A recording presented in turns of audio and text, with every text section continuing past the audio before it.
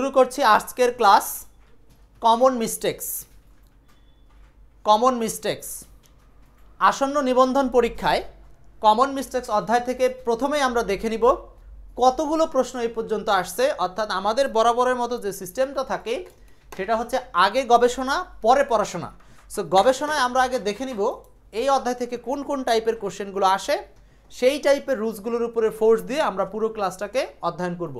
তো প্রথমে আমরা একটু দেখে নেই কমন মিস্টেক্স অধ্যায়টির আরেকটা নাম হলো কনফিউজিং অথবা পেয়ার অফ ওয়ার্ডস। অধ্যায়টা সুন্দরভাবে এক্সপার্ট ইংলিশ বই থেকে আমরা তথ্যগুলো সংগ্রহ করেছি।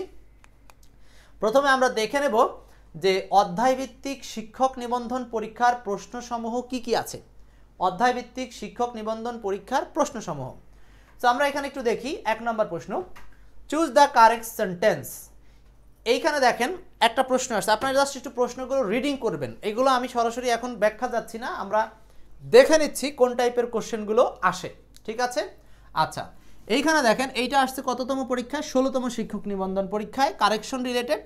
এইখানে যে শব্দটা ইউজ করা হয়েছে হ্যাং, তাহলে আমরা বুঝে নিলাম যে আমাদের হ্যাং এই শব্দটি সম্পর্কিত বেশ কিছু ভুল হওয়ার সম্ভাবনা আছে। ওই রুলসটাকে আমরা বেশি দেখব। তাহলে আমরা কিসের রুলস দেখব? হ্যাংয়ের নিয়মটা দেখব, অর্থাৎ হ্যাংয়ের নিয়মটা দেখব। এরপর দেখি 2 নম্বর প্রশ্ন, I saw the বেগার dash on the floor. এখানে এই যে লে, লেইড, লাইং এগুলো আপনাকে কনফিউজড করে দিবে যে কখন কোনটা ইউজ করবেন। সো আমরা সেইটা এখান থেকে এই আজকের নিয়মে গেলে আমরা পড়বো লে, লাই ইত্যাদির ব্যবহারটা। 3 number, have you ever dash Sundarbans. এখানে দেখেন been to, seen to, look to, travelled, gone to ইত্যাদি নিয়ে যে সমস্যাটা হয়, অর্থাৎ বিন টু আর গান টু এর সমস্যা নিয়ে আমরা আলোচনা করব এই অংশে। অর্থাৎ আমরা এরকম একটা রুলসও আজকে কমন মিস্টেকের মধ্যে পড়ব। ওকে, 4 নাম্বারটা, the man was dash for murder. এখানে কোনটা হবে আনসার? দেখেন তো কোনটা হবে আনসার। হ্যাংয়ের নিয়ম নিয়ে আমরা আরেকটা নিয়ম আর কি পড়ছি এখান থেকে। সুমন ক্লিয়ার করতে একটু।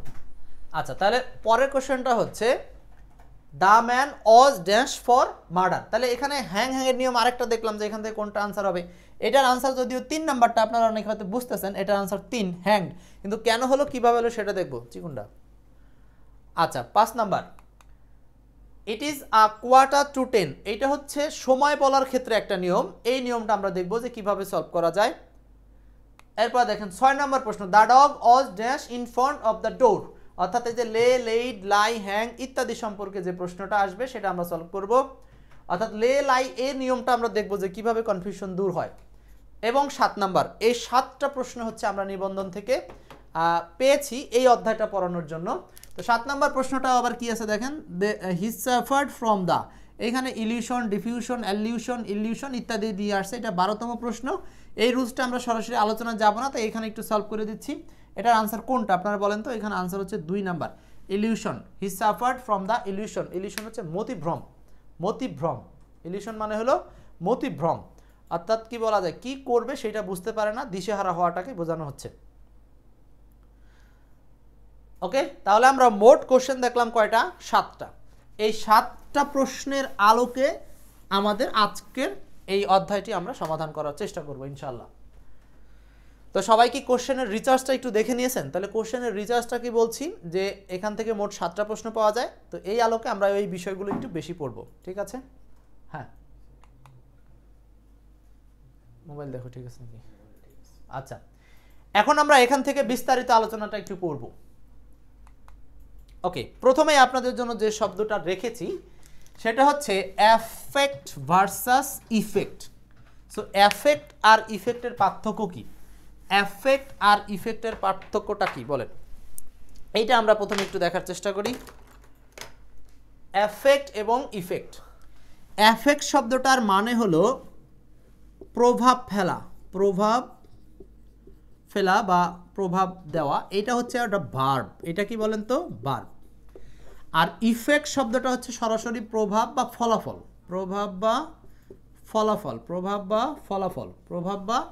ফলাফল। ওকে, আচ্ছা, এখন এইটা যে ভার্ব আপনি মনে রাখবেন কিভাবে? এ শব্দটাকে আপনি যদি উল্টান, অর্থাৎ এ লেখা থাকে এভাবে, আমরা যদি এভাবে উল্টিয়ে দেই তাহলে সেটা কি দেখতে ভির মতো হয় না? সো আপনি এই সুন্দর টিপসটা পাবেন হচ্ছে এক্সপার্ট ইংলিশ বইতে। সো এই যে ভি এর মতো দেখা যায়, সো আপনি মনে রাখতেই পারেন এভাবে যে অ্যাফেক্ট শব্দটা ভার্ব। ক্লিয়ার? তাহলে এ কে উল্টালে যেহেতু ভি এর মতো লাগে, সো এইটা হলো একটা ভার্ব, এটা একটা ভার্ব, মানে প্রভাব ফেলা বা ক্ষতি করা বা ইঙ্গিত দেওয়া এরকম হতে পারে। আর ইফেক্ট এইটাকে আমরা সরাসরি বলবো হচ্ছে নাউন। এটার আর সূত্র লাগবে না, আমরা জেনে নিলাম দুইটা শব্দ বাক্যে দুই রকম কাজ করবে। ক্লিয়ার? এখন আমরা এখান থেকে এমসিকিউগুলো দেখলে আমাদের ব্রেইনটা ক্লিয়ার হবে। তাহলে অ্যাফেক্ট এইটা হচ্ছে ভার্ব, বাংলা প্রভাব ফেলা বা ক্ষতি করা। আর ইফেক্ট এটা হচ্ছে নাউন, এটা হচ্ছে প্রভাব অথবা ক্ষতি, এইরকম সেন্স দেয়। সো চলুন আমরা একটু এখান থেকে এই নিয়মগুলো আপনার লাগবে না, নিয়মগুলো তো আমি বলেই দিলাম। সলভ করেন 1 নম্বরটা, তাহলে বুঝতে পারবেন। Question number 1। এবার আপনাদের পালা, আমি জাস্ট ক্লু দিব হালকা, আমার ক্লুটা আপনার অনেক কাজে দিবে। বলেন কি হবে অ্যান্সার?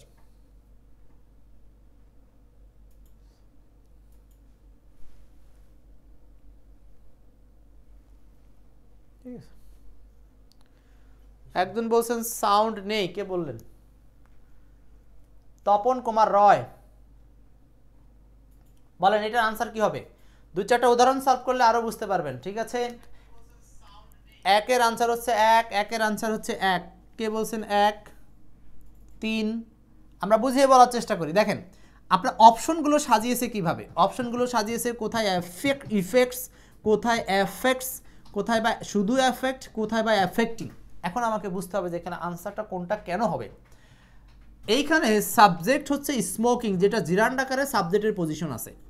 সো সাবজেক্টের পরে আমরা কি বসাবো? সাবজেক্টের পরে কি নাউন বসে নাকি ভার্ব বসে? আপনারাই বলেন। সাবজেক্টের পরে ভার্ব বসে, তাহলে আমাকে অপশন থেকে নিতে হবে হচ্ছে ভার্ব।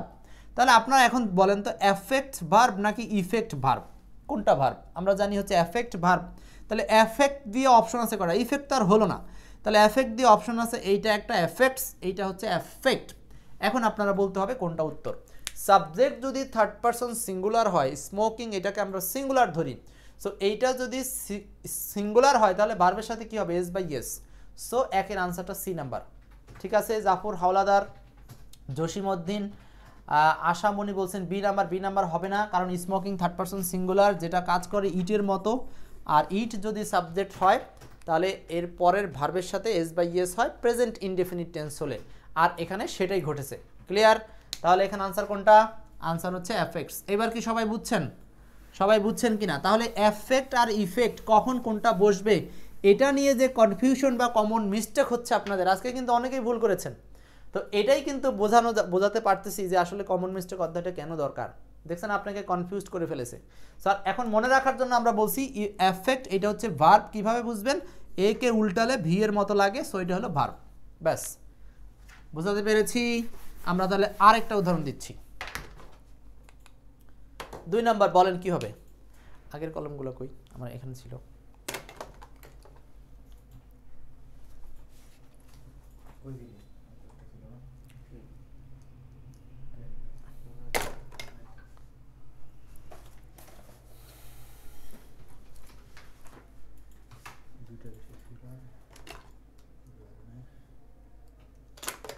ওদিকে দেখো।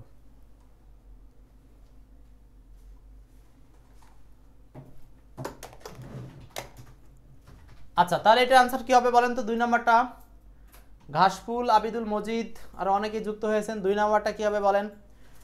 বুঝে উত্তর করতে হবে, যেহেতু কমন মিস্টেক, মানে আপনাদের কিন্তু কমন ভুল হয়ে যেতে পারে, সেই ভুল করা যাবে না। এখানে বলছে ওয়ার্স, দেখেন ওয়ার্স মানে যুদ্ধ, এটা প্লুরাল সাবজেক্ট আকারে আছে। তো এটা যদি প্লুরাল সাবজেক্ট হয়, তারপরে এইটার পরে আপনার লাগবে কি বলেন? সাবজেক্টের পরে শূন্যস্থান দিচ্ছে, তাহলে লাগবে ভার্ব। এখন বলেন ভার্ব মানে প্রথম অপশনে ভার্ব লাগবে। সো প্রথম অপশনে ভার্ব বসাতে হলে একটা আছে অ্যাফেক্টস। অ্যাফেক্টস তো ভার্ব, কিন্তু এর সাথে কি এস হবে? হবে না। কেন হবে না? কারণ ওয়ার্স হচ্ছে থার্ড পারসন প্লুরাল নাম্বার, আর প্লুরাল নাম্বারকে আমরা মনে মনে কি হিসাবে বিবেচনা করি? দে হিসাবে। তো প্লুরাল নাম্বার হলে তো ভার্বের সাথে এস হয় না, তাহলে এটা বাদ। ইফেক্ট তো হবেই না, কারণ এটা নাউন। এরপরে এফেক্ট অথবা এফেক্ট, এই সি আর ডি এর মধ্যে উত্তর হবে। ক্লিয়ার? এখন সি আর ডি এর মধ্যে আবার দেখেন এখানে দ্বিতীয় নাম্বার অপশনে কি আছে? দ্বিতীয় নাম্বার অপশনে এখানে বলছে অ্যান্ড দে আর ডিস্ট্রাকটিভ শূন্যস্থান। এই যে ডিস্ট্রাকটিভের পরে যে শূন্যস্থান দিয়েছে, ডিস্ট্রাকটিভ হলো অ্যাডজেটিভ ওয়ার্ড, আর এই শূন্যস্থানের এখানে বসবে নাউন, যেহেতু অ্যাডজেটিভের পরে বসে নাউন। সো এখন এই দুটো অপশন থেকে কোনটা নাউন? এটা ইফেক্টস, এটাও নাউন, এইটা ইফেক্ট, এটাও নাউন, দুইটা নাউন। এখন দুইটা নাউনের মধ্যে নিব কোনটা, ভালো করে বলতে হবে। দুইটা নাউনের মধ্যে নিব কোনটা? একটা নাউন আছে প্লুরাল আকারে ইফেক্টস, আর একটা নাউন সিঙ্গুলার ইফেক্ট, মানে ফলাফল বা ক্ষতি। এখন দেখেন তাদের ধ্বংসাত্মক ক্ষতি, এখন দেয়ার যখন থাকবে প্লুরাল পসেসিভ আছে, তখন আপনি এখানে নাউনটা নেবেন হচ্ছে প্লুরাল। সো আনসারটা হচ্ছে ইফেক্টস, আনসারটা হচ্ছে ইফেক্টস। দেখেন অনেকেই পারছেন, আনসার কিন্তু C number, C number. Farhad ঠিক উত্তর করেছেন, থাকবে। Shibu D number, Mohammad Bahauddin D number হবে না, এটাকে আমরা সরাসরি প্লুরাল নাউন হিসাবে ইউজ করব, সেটা হচ্ছে ইফেক্টস নামে, ইফেক্টস। ঠিক আছে, Farhad Ali C number, right answer হবে সি নাম্বার। ক্লিয়ার? তাহলে আমরা আরেকটা জিনিস কিন্তু এখান থেকে শিখে নিলাম, সেটা হচ্ছে এই পসেসিভ বা অ্যাডজেটিভের পরে ইউজ করতে হবে নাউন, আর এখানে সাবজেক্টের পরে ইউজ করতে হবে ভার্ব। তাহলে বোঝাতে পারছি যে কেন আমাদের এই রুলসগুলো শিখতে হবে। নেক্সট, পরের কোশ্চেন, পরের কোশ্চেন এইটা বলেন, ফ্রিকোয়েন্ট ক্লোজার্স মানে ঘন ঘন বন্ধ হওয়া অফ ইউনিভার্সিটিস, বিশ্ববিদ্যালয়গুলো, ব্যাডলি মারাত্মকভাবে ড্যাশ একাডেমিক প্রোগ্রেস। এখন এইটা বুঝতে হবে যে কী আনসার হবে। আগে বুঝেন শূন্যস্থানের দাবিটা কিসের, নাউনের নাকি ভার্বের, কি প্রয়োজন। সো 3 নাম্বারটা কী হবে আনসার বলেন। মোহাম্মদ সোহেল শেখ উত্তর করেছেন, শরতের কাশফুল, রহিম ভাই উত্তর করেছেন, আরও অনেকে উত্তর করেছেন। 3 নাম্বারটা বলেন, কোশ্চেন নাম্বার 3। কোশ্চেন নাম্বার 3 বলছে ফ্রিকোয়েন্ট ক্লোজার্স, ফ্রিকোয়েন্ট ক্লোজার্স পুনঃ পুনঃ বন্ধ, এইখানে লাগবে হচ্ছে ক্লোজার্স প্লুরাল সাবজেক্ট, এর সাথে ভার্ব লাগবে, যেহেতু বাক্যে কোনো ভার্ব নাই। তাহলে ভার্ব হওয়ার মতো অপশন আছে হলো একটাই, সেটা হলো অ্যাফেক্ট। কি আব্দুল মজিদ ভাই বুঝতে পেরেছেন? ইমন সরকার বুঝতে পেরেছেন নাকি, না পারেন নাই? সুশীল বাড়ি বুঝছেন? এখানে কিন্তু ভার্ব লাগবে। কেন ভার্ব লাগবে? কারণ পুরো সেন্টেন্সে কোনো ভার্ব নাই। তাহলে এখানে বলতেছে যে ঘন ঘন বিশ্ববিদ্যালয় বন্ধ হওয়া শিক্ষার অগ্রগতি মারাত্মকভাবে ক্ষতিগ্রস্ত করে। তাহলে এখানে এফেক্ট মানে হলো ক্ষতি করা বা প্রভাব ফেলা, মারাত্মক বা খারাপ প্রভাব ফেলা। তো সেই অর্থে আনসারটা হচ্ছে 1 নম্বর। ওকে, সবাই হয়তো বুঝতে পেরেছেন। তাহলে আমরা এফেক্ট আর ইফেক্টের নিয়মটা ক্লিয়ার, ক্লিয়ার সবাই? এই কনফিউশনটা তো আর থাকবে না আশা করি সামনে। ব্যাডলি অ্যাডজেটিভ না, না ব্যাডলি এখানে অ্যাডভার্ব হবে, কারণ এফেক্টকে সে প্রভাব করতেছে, মডিফাই করেছে। ওকে, তাহলে পারবেন আশা করি, তাই তো? ঠিক আছে, এইটা করেন না, এটা না, এইটা করেন, 9 নাম্বারটা করেন, কোশ্চেন নাম্বার 9। 9 নম্বর প্রশ্ন বলছে the dash of population in the cities should not be overloaded by the authorities. এটা বলেন, 9 নাম্বারটা বলেন। দেখেন অপশন দেখলেই বুঝতেছেন যে আপনাকে কমন মিস্টেক থেকে দিছে, অ্যাফেক্ট, অ্যাফেক্ট, ইফেক্টিং, ইফেক্টস, নানানভাবে দিয়েছে। এখন আমাদের জাস্ট এইটুকু মনে রাখতে হবে, এখানে আর কিচ্ছু না, যে অ্যাফেক্ট হলো ভার্ব আর ইফেক্ট হলো নাউন, এইটুকু মনে রাখতে হবে আপনাকে, ব্যাস। এখন দেখেন শূন্যস্থানের দাবিটা কিসের, শূন্যস্থানের পজিশনটা আর্টিকেল আর প্রিপোজিশনের মাঝখানে আছে, তার মানে এইখানে ব্যবহার করতে হবে কি, নাউন ওয়ার্ড। সো এখানে অপশনে নাউন দেওয়ার মতো আছে কোনটা, কয়টা আছে নাউন বলেন? এই দুটা তো ভার্ব, তাহলে এই দুটো আগেই বাদ। এখন নাউন আছে ইফেক্টস, এটা আনসার। আর আমরা জানি নাউনের সাথে কখনো আইএনজি যুক্ত হয় না, যে ইফেক্টিং এটা কখনো ব্যবহার করা যাবে না। নাউনের সাথে কি আইএনজি হয়? আইএনজি হয় ভার্বের সাথে। সো বি নাম্বারটাও কিন্তু নাউনের সাথে আইএনজি যুক্তর কারণে ভুল। সো আনসারটা ডি। এই তো বুঝতে পেরেছেন সবাই? হাফসা খাতুন বুঝতে পেরেছেন? ওকে, ব্রাহ্মণবাড়িয়া। ওকে, এরপর মোহাম্মদ হোসেন, জসিমউদ্দিন, সালমান বলছেন ইফেক্ট, রাইট রাইট রাইট, ঠিক আছে, বাহ, ব্রিলিয়ান্ট। আজ থেকে আর কোনোদিন ভুল হবে না এই দুটো শব্দ নিয়ে, পড়ার ক্ষেত্রে কিংবা ব্যবহারের ক্ষেত্রে কিংবা এমসিকিউ সলভের ক্ষেত্রে। ওকে, ক্লিয়ার তো সবাই? তাহলে যাচ্ছি পরের রুলসে। ওকে, এখন পড়বো আমরা পরের দুটো কনফিউশন। একটা হচ্ছে বিন টু আর একটা হচ্ছে গান টু। বিন টু আর হলো গন টু। দেখেন তো বিন টু আর গান টু এই দুটো কখন ইউজ হবে? দেখেন এই দুটোর মানেই হচ্ছে যাওয়া, দুটোর মানেই হলো কোথায়ও যাওয়া। ভালো করে আগে বুঝেন, বিন টু গান টু নিয়ে সমস্যা। দুটোর অর্থই হচ্ছে কোনোখানে যাওয়া। এখন এই বিন টু মানে হলো কোথায়ও যাবেন আবার চলে আসবেন, মানে যাওয়া প্লাস আসা, ঠিক আছে। আর গন টু মানে হচ্ছে গেছে তো গেছেই, আর আসার কোনো নাম নাই। গেছেই, আসে নাই, তার মানে আসা না, আসবে না, এটা শুধু যাবে। এখন এইটাকে আপনারা কিভাবে মনে রাখতে পারেন দেখেন, খেয়াল করেন।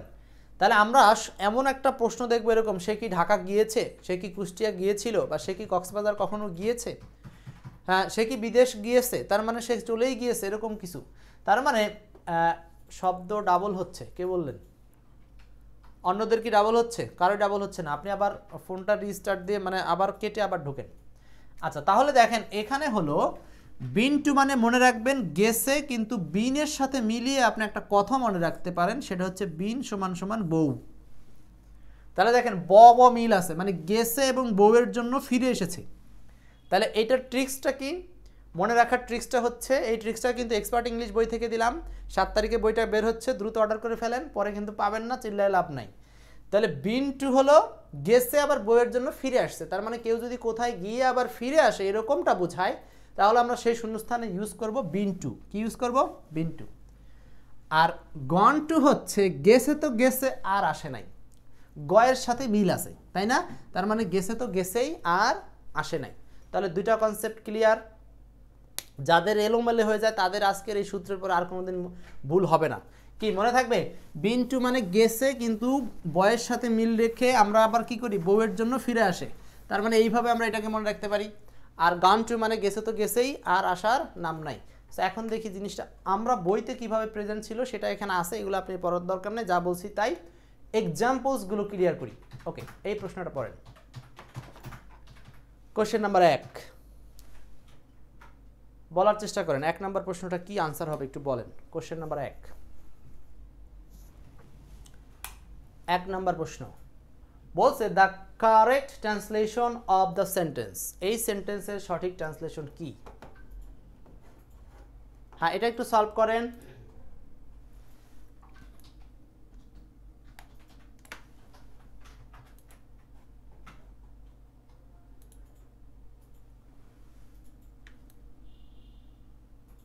না পারলে তো আমি আসি, সলভ করেন, চেষ্টা করেন। ওকে, এখানে দেখেন বলছে যে তুমি কি কখনো বিদেশ গিয়েছো। দেখেন আপনাকে যখন কেউ এই প্রশ্নটা করবে তখন আপনি কি অবশ্যই তার সামনে আছেন, এর মানে বোঝাচ্ছে যে তুমি কখনো বিদেশ গিয়েছো আবার সেখান থেকে চলে আসছো। তো একজন যদি আপনার সামনে থাকে আপনি তাকে এই প্রশ্নটা করলেন, এর মানে কি? এর মানে হচ্ছে সে কি বিদেশ গিয়ে আবার আসছে কিনা, সামনে আছে যেহেতু। আর যদি গান টু দেন তার মানে বোঝায় তো কি সে গেছে তো গেছেই, তো যে চলেই গেছে তার সাথে আপনি কিভাবে কথা বলতেছেন। তাহলে কনসেপ্টটা বুঝতেছেন তো? তো এই সেন্টেন্সটা বোঝাচ্ছে আপনি যাকে প্রশ্ন করছেন সে আছে সামনে, তার মানে সে কি কখনো বিদেশ গিয়ে আবার আসছে কিনা এইটা আপনি জিজ্ঞেস করছেন। তাহলে এই সেন্টেন্সে কি গান টু হবে না বিন টু হবে? অবশ্যই বিন টু। তাহলে বিন টু দিয়ে আনসার যদি করেন তাহলে কোনটা আনসার হবে? বিন টু দিয়ে কয়টা অপশন আছে? এইটা গো দিয়ে আছে, হবে না। এটা গান টু দিয়ে আছে, হবে না। এইটা সরাসরি বিনও নাই গানও নাই, এটা আরও বাদ। এটা সরাসরি বিন টু। এই যে have you ever been to abroad, তুমি কি কখনো বিদেশ গিয়েছো? বুঝতে পারছি তো? তাহলে আজকের পরে কে যেন বলছিলেন যে ভুল হয়ে যায়, আর কি ভুল হবে? আমি যে সূত্রটা দিলাম বিন টু মানে যাবে আবার বউয়ের জন্য ফেরত আসবে। এই ছোট ছোট টিপসগুলো তৈরি করতে অনেক ভাবতে হয়, খুব কষ্ট করে তৈরি করি, এটার মূল্য দেওয়ার চেষ্টা করতে হবে। এইটা বলেন 3 নাম্বারটা। 3 নাম্বার সুশীল উত্তর করেছেন, আনোয়ার ভাই উত্তর করেছেন, স্মাইল ভাই, হাবিব ভোলাহাট থেকে 3 নাম্বার বলেন। ওকে, পরীক্ষার প্রশ্নে কিন্তু বাংলা ট্রান্সলেশনটা দেওয়া থাকবে না, ওটা কারেকশনও দেখলে এমনি বোঝা যাবে। Have you ever dash to Japan, London, Canada, অনেকবার নানান জায়গার নাম দিয়ে প্রশ্ন আসছিল, আপনার জেলার নাম দিয়েও আসতে পারে। সো এইখানে have you ever, have you ever, ever মানে কখনো বোঝাতে ইউজ করা হয়।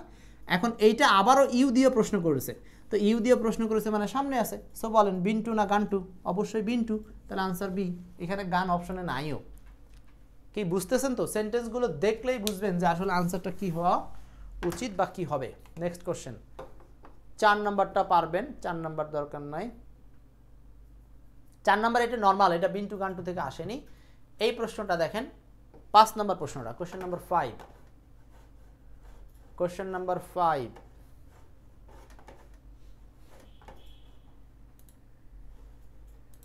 প্রশ্ন নাম্বার 5 বলেন। 5 নম্বরে বলছে have you ever dance to Cox's Bazar, আবারও ইউ দিয়ে প্রশ্ন করেছে, মানে লোকটা আপনার সামনে আছে।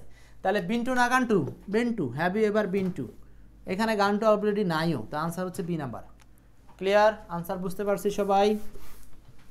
এরপর পরের কোশ্চেন, এটা পারবেন, কক্সবাজার দিয়ে একটু আগেও দেখছি, এটাও পারবেন। তুমি কি কখনো কক্সবাজার গিয়েছো? দেখছেন কতগুলো প্রশ্ন আসছে, একই সিস্টেম সব ঘুরে ফিরে। পরের question 8, I have been to Chittagong, এইটা দ্বারা কি ইমপ্লাই করছে? এটা একটু পড়েন তো, প্রশ্নটা কি বোঝাচ্ছে। 8 নম্বর প্রশ্নটা একটু বাঁকা অ্যাঙ্গেলে করেছে, ভয় পাওয়ার কিছু নাই, আমি তো আছি। 8 নম্বর সলভ করেন। Biplobi Roy, Mim Razia, what does the sentence, এই সেন্টেন্সটা কি মিন করছে? I have been to Chittagong imply, মানে I have been to Chittagong মানে আমি এখন এইটাই বলতে চাচ্ছে যে এটার বাংলাটা আসলে কি মিন করছে। বাংলাতে আমরা অলরেডি বলে দিয়েছি, বিন টু মানে কি গেছে, আবার বউয়ের জন্য ফেরত আসছে। আচ্ছা, তাহলে এইখানে আনসারটা কি হবে বলেন? আনসারটা হবে হচ্ছে আই ওয়েন্ট চিটাগাং। এই যে ওয়েন্ট মানে গিয়েছিলাম, সো কোথায়ও গিয়েছিলাম তার মানে বোঝাচ্ছে কি গিয়েছিলাম মানে এখন তো সেখানে পড়ে আছি তা না, বরং সেখানে গিয়েছিলাম আবার কি চলে আসছি। সো আনসারটা হচ্ছে এ নাম্বার। যেহেতু এখানে বিন টু মানে গেছে আবার চলে আসছে, বি নাম্বার যারা বলতেছেন তারা তো ভুল। আই লিভ চিটাগাং তার মানে সে ওখানে থাকতো তখন। সো এইটার মিনিং তো গান টু দ্বারা বোঝাচ্ছে যে আমি ওখানে বাস করতাম না, বরং আমি ওখানে গিয়েছিলাম। গিয়েছিলাম কথাটার মানে হচ্ছে গিয়ে চলে আসা।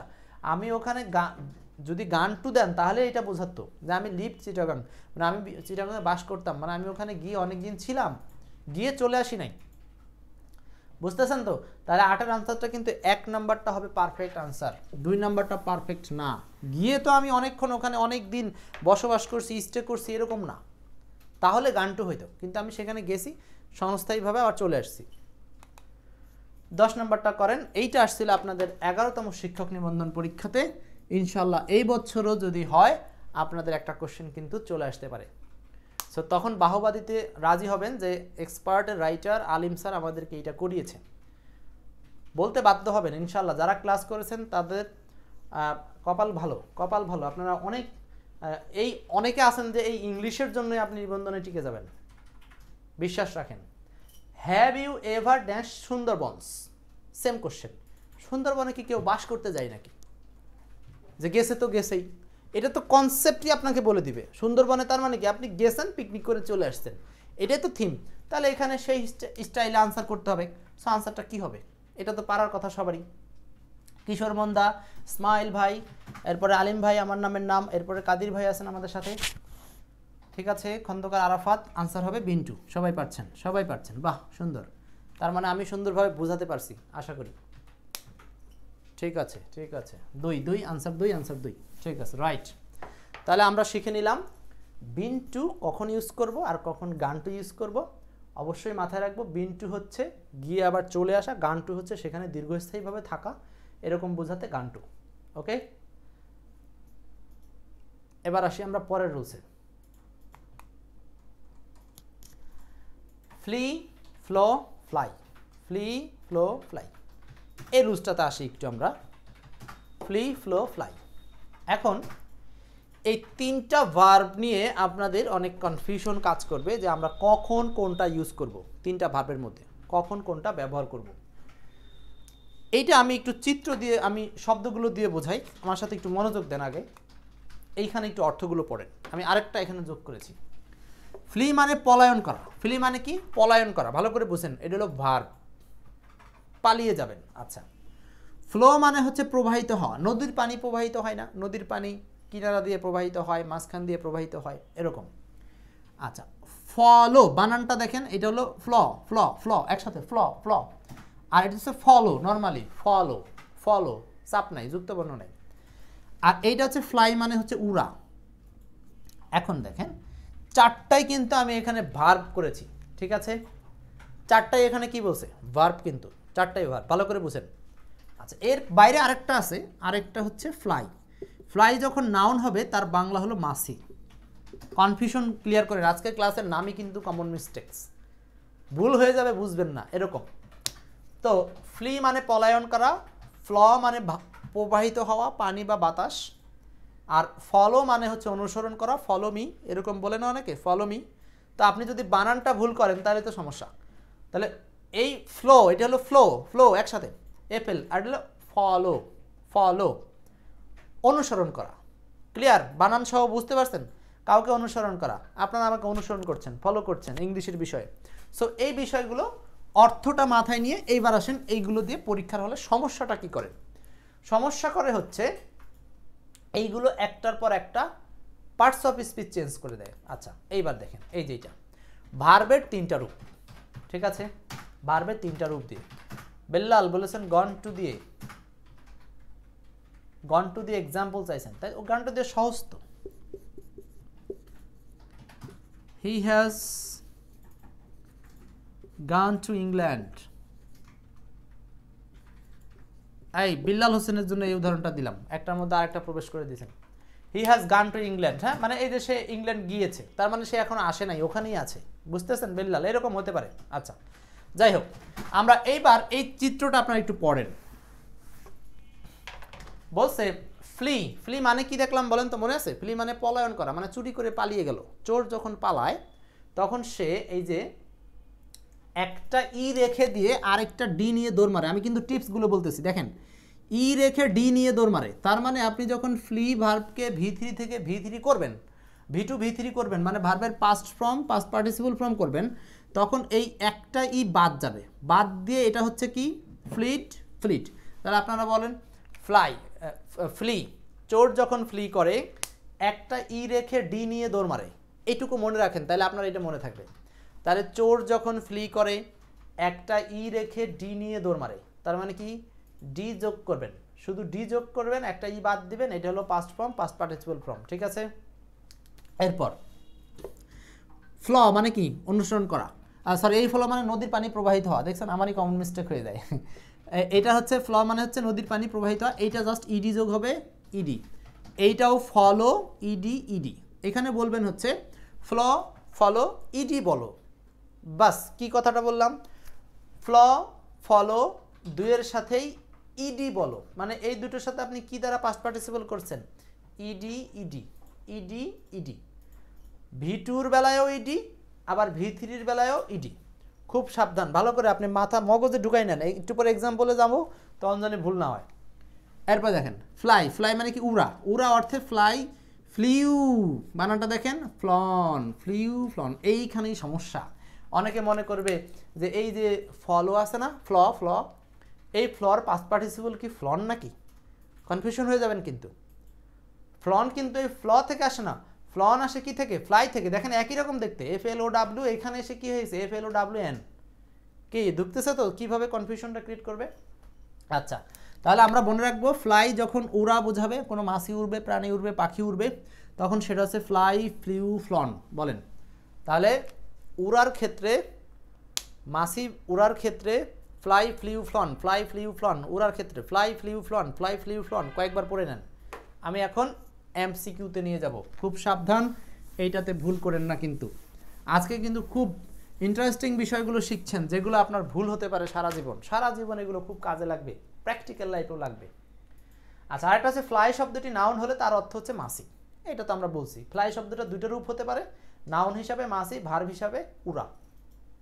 ওকে এখন আসি, আমরা এইগুলো অলরেডি সূত্রগুলো আপনাদেরকে বলে দিয়েছি, তাও চাইলে অনেকে রাখতে পারেন। এই সূত্রগুলো সব এক্সপার্ট ইংলিশ বইতে আছে, বইটা একটু দেখি, এক্সপার্ট ইংলিশ বইতে আছে। আপনারা ওই বইটা যদি ইউজ করেন তাহলে মনে করি আপনার জীবনের সব কনফিউশনগুলো কিন্তু দূর হয়ে যাবে। সো বইটা কিন্তু 7 তারিখে বের হচ্ছে, 2024 সংস্করণ, হ্যাঁ 7 তারিখে বের হচ্ছে, কোনোভাবে দেরি করেন না, পরে আর পাইবেন না। অল্প বই ছাপাবো এবার, টাকা টুকা অনেক লাগে, হ্যাঁ হ্যাঁ একটা বই অনেক দাম। আচ্ছা এরপর 1 নম্বর প্রশ্ন সলভ করেন। Question number 1, the past participle form of flee. এবার সলভ করেন, দেখি কতটুকু বুঝলেন। নাদিয়া বলছেন রেকর্ড ক্লাস কিভাবে পাবো, রেকর্ড ক্লাস গ্রুপেই থাকবে, সেখান থেকে নিয়ে নেবেন। ওকে স্যার আমি নিব, যারা নেবেন খুব দ্রুত ক্লাস শেষেই মেসেঞ্জারে নক করে অর্ডার করে দিবেন। অর্ডার করার সিস্টেম 100 টাকা আগাম দিবেন, অথবা না দিলেও সমস্যা নাই, এনশিওর করলে ঠিকানা দিলে বই হাতে পেয়ে টাকা দিবেন। আচ্ছা 1 নাম্বার কী হবে বলেন তো, বলছে the past participle form of flee. এইবার দেখেন একদম সিম্পলি জিজ্ঞেস করছে যে পাস্ট পার্টিসিপল কোনটা, পাস্ট পার্টিসিপল কোনটা, সিম্পলি জিজ্ঞেস করছে, বলেন তো।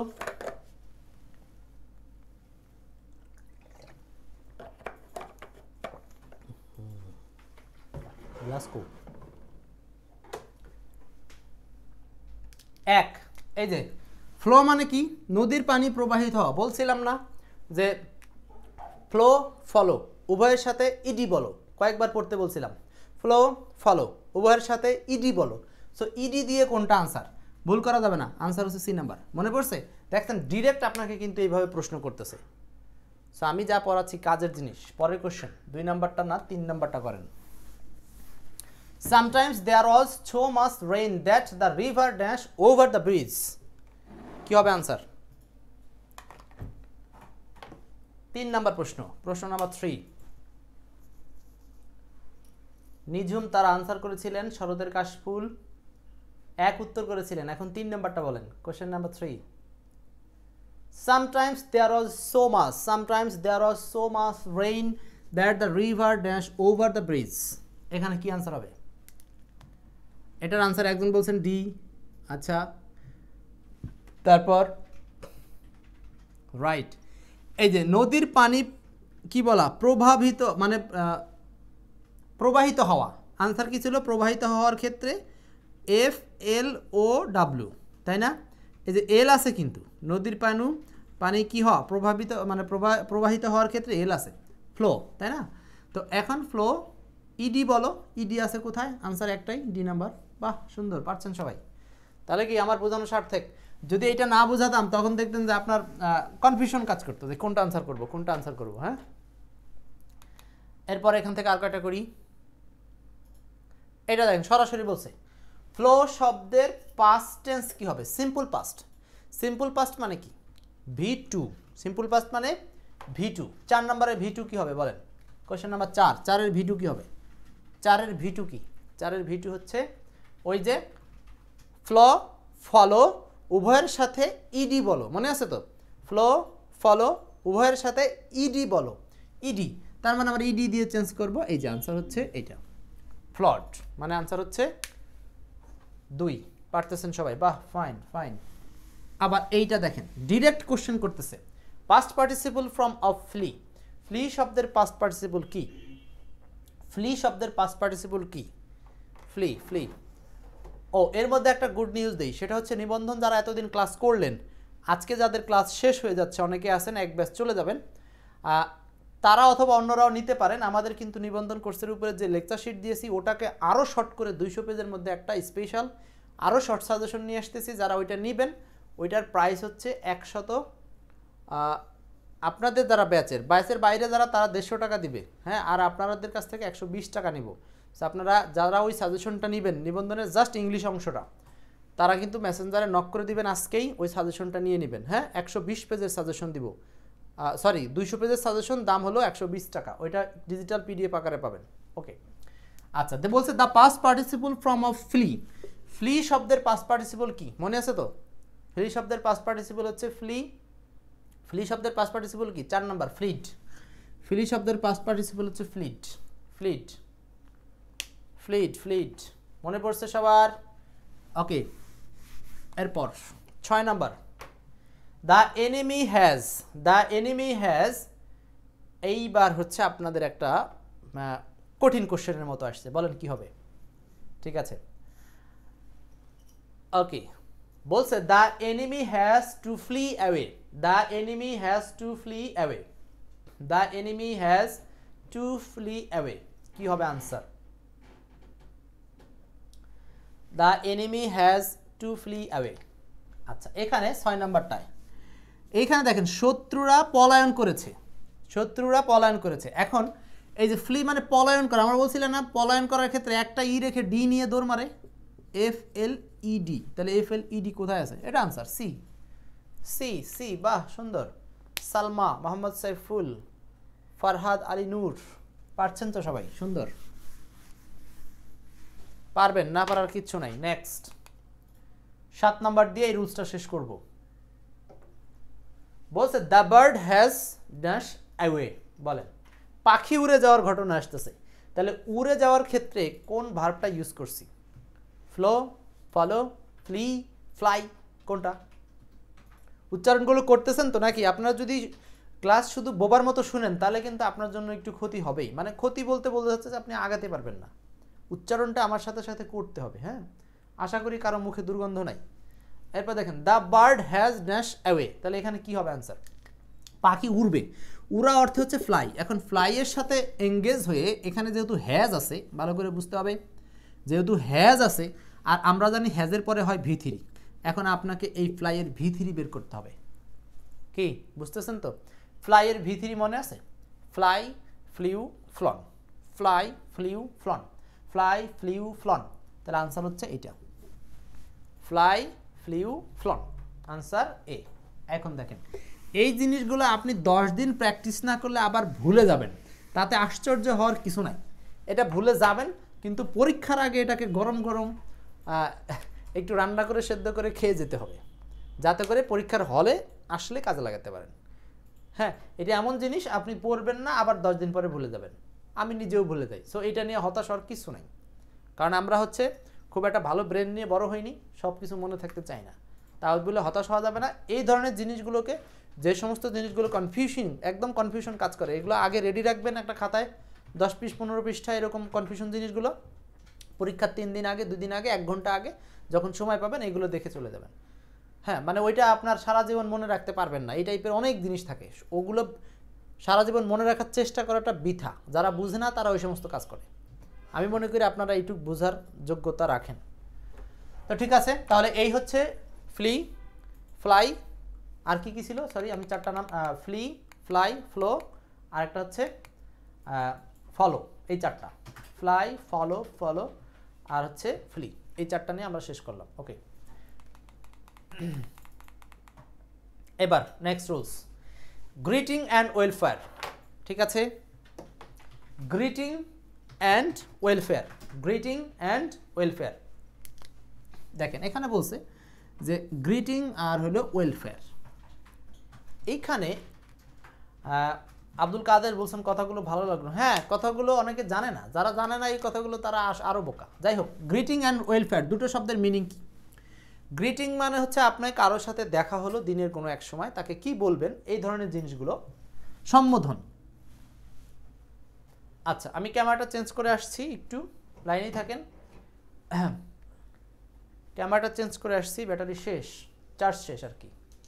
এর মধ্যে একটু পড়ি, আব্দুল্লাহ বিন সলিম, রেবেকা রুবি, ফলোড দিয়া এক্সাম্পল দেন। হয়েছে, অনেকগুলো এক্সাম্পল দিছি, শাহনেয়া, শাহিন।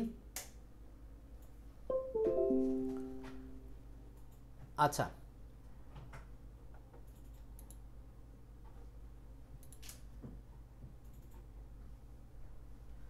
বেলাল হোসাইন 10 থেকে 15 মিনিট বিরতি, না 10 থেকে 15 মিনিট বিরতি দেওয়া যাবে না।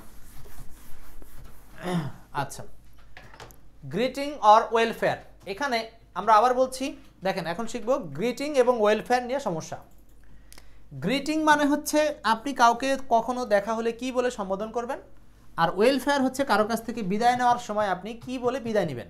ঠিক আছে, এখন দেখেন এখানে গ্রিটিং হচ্ছে যখন আপনি কারোর সাথে দেখা হবেন, কয়েকটা শব্দ আছে, গুড মর্নিং, গুড মর্নিং, আরেকটা হচ্ছে গুড নুন বা গুড আফটারনুন, আরেকটা হচ্ছে গুড নাইট। এই কটা হচ্ছে আপনার যখন এই সময়গুলোতে দেখা হবে। ঠিক আছে, আপনি যদি সকাল 12টার মধ্যে কারোর সাথে দেখা হয় তাহলে আপনি বলবেন গুড মর্নিং, 12টা থেকে যদি বিকাল পর্যন্ত দেখা হয় বলবেন গুড আফটারনুন, মানে সন্ধ্যা পর্যন্ত, মানে মাগরিব পর্যন্ত। আর মাগরিবের পর থেকে সারা রাত যখন দেখা হবে তখন গুড নাইট বলবেন। কি? আচ্ছা, এইটাকে আমি আরেকটু পরিষ্কার করি আপনাদের জন্য সবচেয়ে সহজ হবে। সরি, যখন কারোর সাথে দেখা হয় তখন হলো গুড ইভিনিং। হ্যাঁ, গুড ইভিনিং, গুড নাইট হলো বিদায়ের সময়, sorry good evening, EVENING, good evening. এবার রাতে আপনার যে কোনো সময় হতে পারে, সন্ধ্যা থেকে সারা রাত যে কোনো সময় কারোর সাথে যদি দেখা হয় তাহলে গুড ইভিনিং দেখা হওয়ার ক্ষেত্রে। ঠিক আছে, আর বিদায় নেওয়ার ক্ষেত্রে গুড নাইট। এইটা হলো মূল বিষয়। এখন আমাদের যেখানে ভুলটা হয় সেটা হচ্ছে আমরা অনেক সময় গুড নাইট বলে ফেলি হচ্ছে দেখা হলে। দেখা হলে কখনো গুড নাইট না, গুড নাইট হলো বিদায়ের জিনিস। এইটা পড়েন একটু, ওয়েলফেয়ারগুলো পড়েন। ওয়েলফেয়ারগুলো কি কি? ওয়েলফেয়ার হচ্ছে গুড নাইট, গুড বাই, আর এটা হচ্ছে গুড নাইট, কোনো গ্রিটিং নয়, বরং ওয়েলফেয়ার, এটা বাদ দেন। তাহলে গুড নাইট আর গুড বাই এই দুইটা ওয়েলফেয়ার আছে। দিনের বেলা যে কোনো সময় যদি আপনি বিদায় নেন বলবেন হচ্ছে গুড বাই, অথবা আপনি 24 ঘন্টায় গুড বাই বলতে পারেন। আর রাতের বেলা যদি বিদায় নেন তাহলে নর্মালি বলবেন হচ্ছে গুড নাইট। কি বলবেন? Good night. তো দিনের বেলা কখনো বিদায় নেওয়ার সময় গুড নাইট বলবেন না, দিনের বেলা বিদায় নেওয়ার সময় গুড বাই, অথবা সারাদিন যে কোনো সময় বিদায় নেওয়ার সময় গুড বাই। কিন্তু রাতের বেলায় যদি বলতে চান গুড, তাহলে সেটা গুড নাইট বলবেন। সন্ধ্যা থেকে যে কোনো সময় বিদায় নিলে গুড নাইট, মানে বিদায়ের ক্ষেত্রে গুড নাইট। ক্লিয়ার? তাহলে আমরা নাইট শব্দটাকে যখন গুড নাইট পাবো তাহলে এটা কি গ্রিটিং না ওয়েলফেয়ার? কি মনে থাকবে? কথাটা মনে থাকবে যে ওয়েলফেয়ার হচ্ছে গুড নাইট, গুড নাইট হলো বিদায় সূচক, গুড নাইট কখনো গ্রিটিং না, মানে সম্বোধন না, দেখা না, বরং এটা বিদায়। ব্যাস, কথা কমপ্লিট। বুঝতে পারছেন সবাই? বারবার বলছি একই কথা। এবার উদাহরণ সলভ করেন। এইটা পড়েন, 1 নম্বর প্রশ্নটা পড়েন, দেখেন কি বলছে। Question number 1, Tahmina Akhtar, suggestion লাগবে। সাজেশন লাগলে হোয়াটসঅ্যাপে নক দিবেন বা মেসেঞ্জার নক দিবেন কালকে, বলবেন যে আমি নিবন্ধনের স্টুডেন্ট, সাজেশন লাগবে। 120 টাকা পাঠাই দিয়ে স্ক্রিনশট দিয়ে দিবেন। প্রাইমারির জন্য কোনো ব্যাচ, ও যারা প্রাইমারি পরীক্ষা দিচ্ছেন তাদের জন্য কিন্তু প্রাইমারি আলাদা একটা বই আছে, চাইলে ওটারও ডিজিটাল পিডিএফ 120 টাকা একসাথে পাবেন। হ্যাঁ, ওটাও নিতে পারেন প্রাইমারির জন্য। আপনারা যেটাই নেবেন হোয়াটসঅ্যাপ বা মেসেঞ্জারে নক করে বলবেন যে প্রাইমারি পিডিএফ লাগবে অথবা নিবন্ধনের পিডিএফ লাগবে সাজেশন হিসাবে, ঠিক আছে? আচ্ছা, আর যারা বই নিতে চান তারা প্রি অর্ডার, এইটার প্রি অর্ডার আবার 100 টাকা দিয়ে কনফার্ম, অথবা নর্মালি ঠিকানা দিলেও হবে।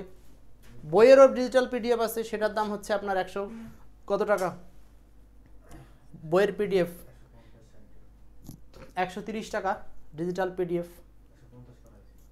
আচ্ছা, তাহলে এখানে আনসার কি হবে? Which of the following is not greeting? Greeting না, সেটা আনসার হলো গুড নাইট। গুড নাইট হচ্ছে ওয়েলফেয়ার। বুঝতেছেন কোশ্চেনগুলো কি? এরপর ওকে, 3 নাম্বারটা সলভ করেন। 3 নাম্বার, কোশ্চেন নাম্বার 3। 3-এ বলছে the greeting is to be used, এই যে 11:30 PM মানে কি? PM মানে কি? রাত। রাত 11:30টার সময় যদি আপনার সাথে কারো গ্রিটিং মানে দেখা হয় তাহলে আপনি কি বলবেন? 11:30টার সময় দেখা হয়েছে, কোনো সমস্যা নাই, গুড ইভিনিং। আনসার হচ্ছে B number, good evening. B number, B number, good evening হচ্ছে বি নাম্বার। ওকে, আনসারটা হচ্ছে বি। আচ্ছা, এই গুড আফটারনুন কেমনে? এটা তো রাত 11টা, PM বলছে, PM মানে রাত, রাতে, তার মানে এটা হচ্ছে গুড নাইট। গুড নাইট হলো বিদায়ের বেলায়, কিন্তু ওরা চাইছে এখানে গ্রিটিং মানে দেখা হলে, তো দেখা হলে কি ইভিনিং বলবেন, সেটা যত রাতই হোক, গুড ইভিনিং। এই জায়গাতেই তো কমন মিস্টেক করছেন আপনারা, গুড ইভিনিং হবে আনসার। নেক্সট, এইটা সলভ করেন, 4 নাম্বারটা সলভ করেন, কোশ্চেন নাম্বার 4।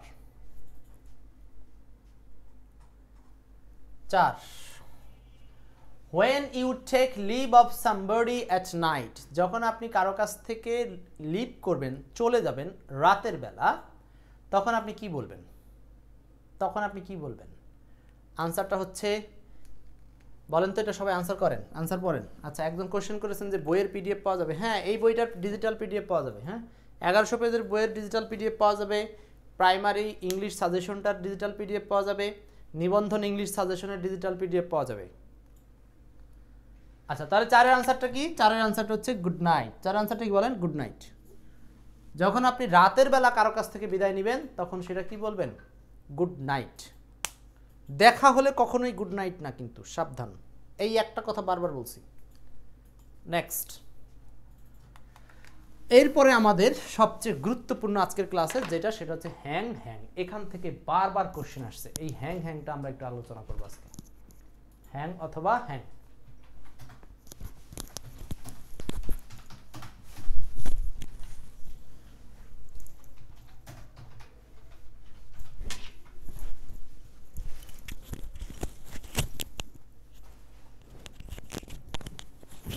আচ্ছা,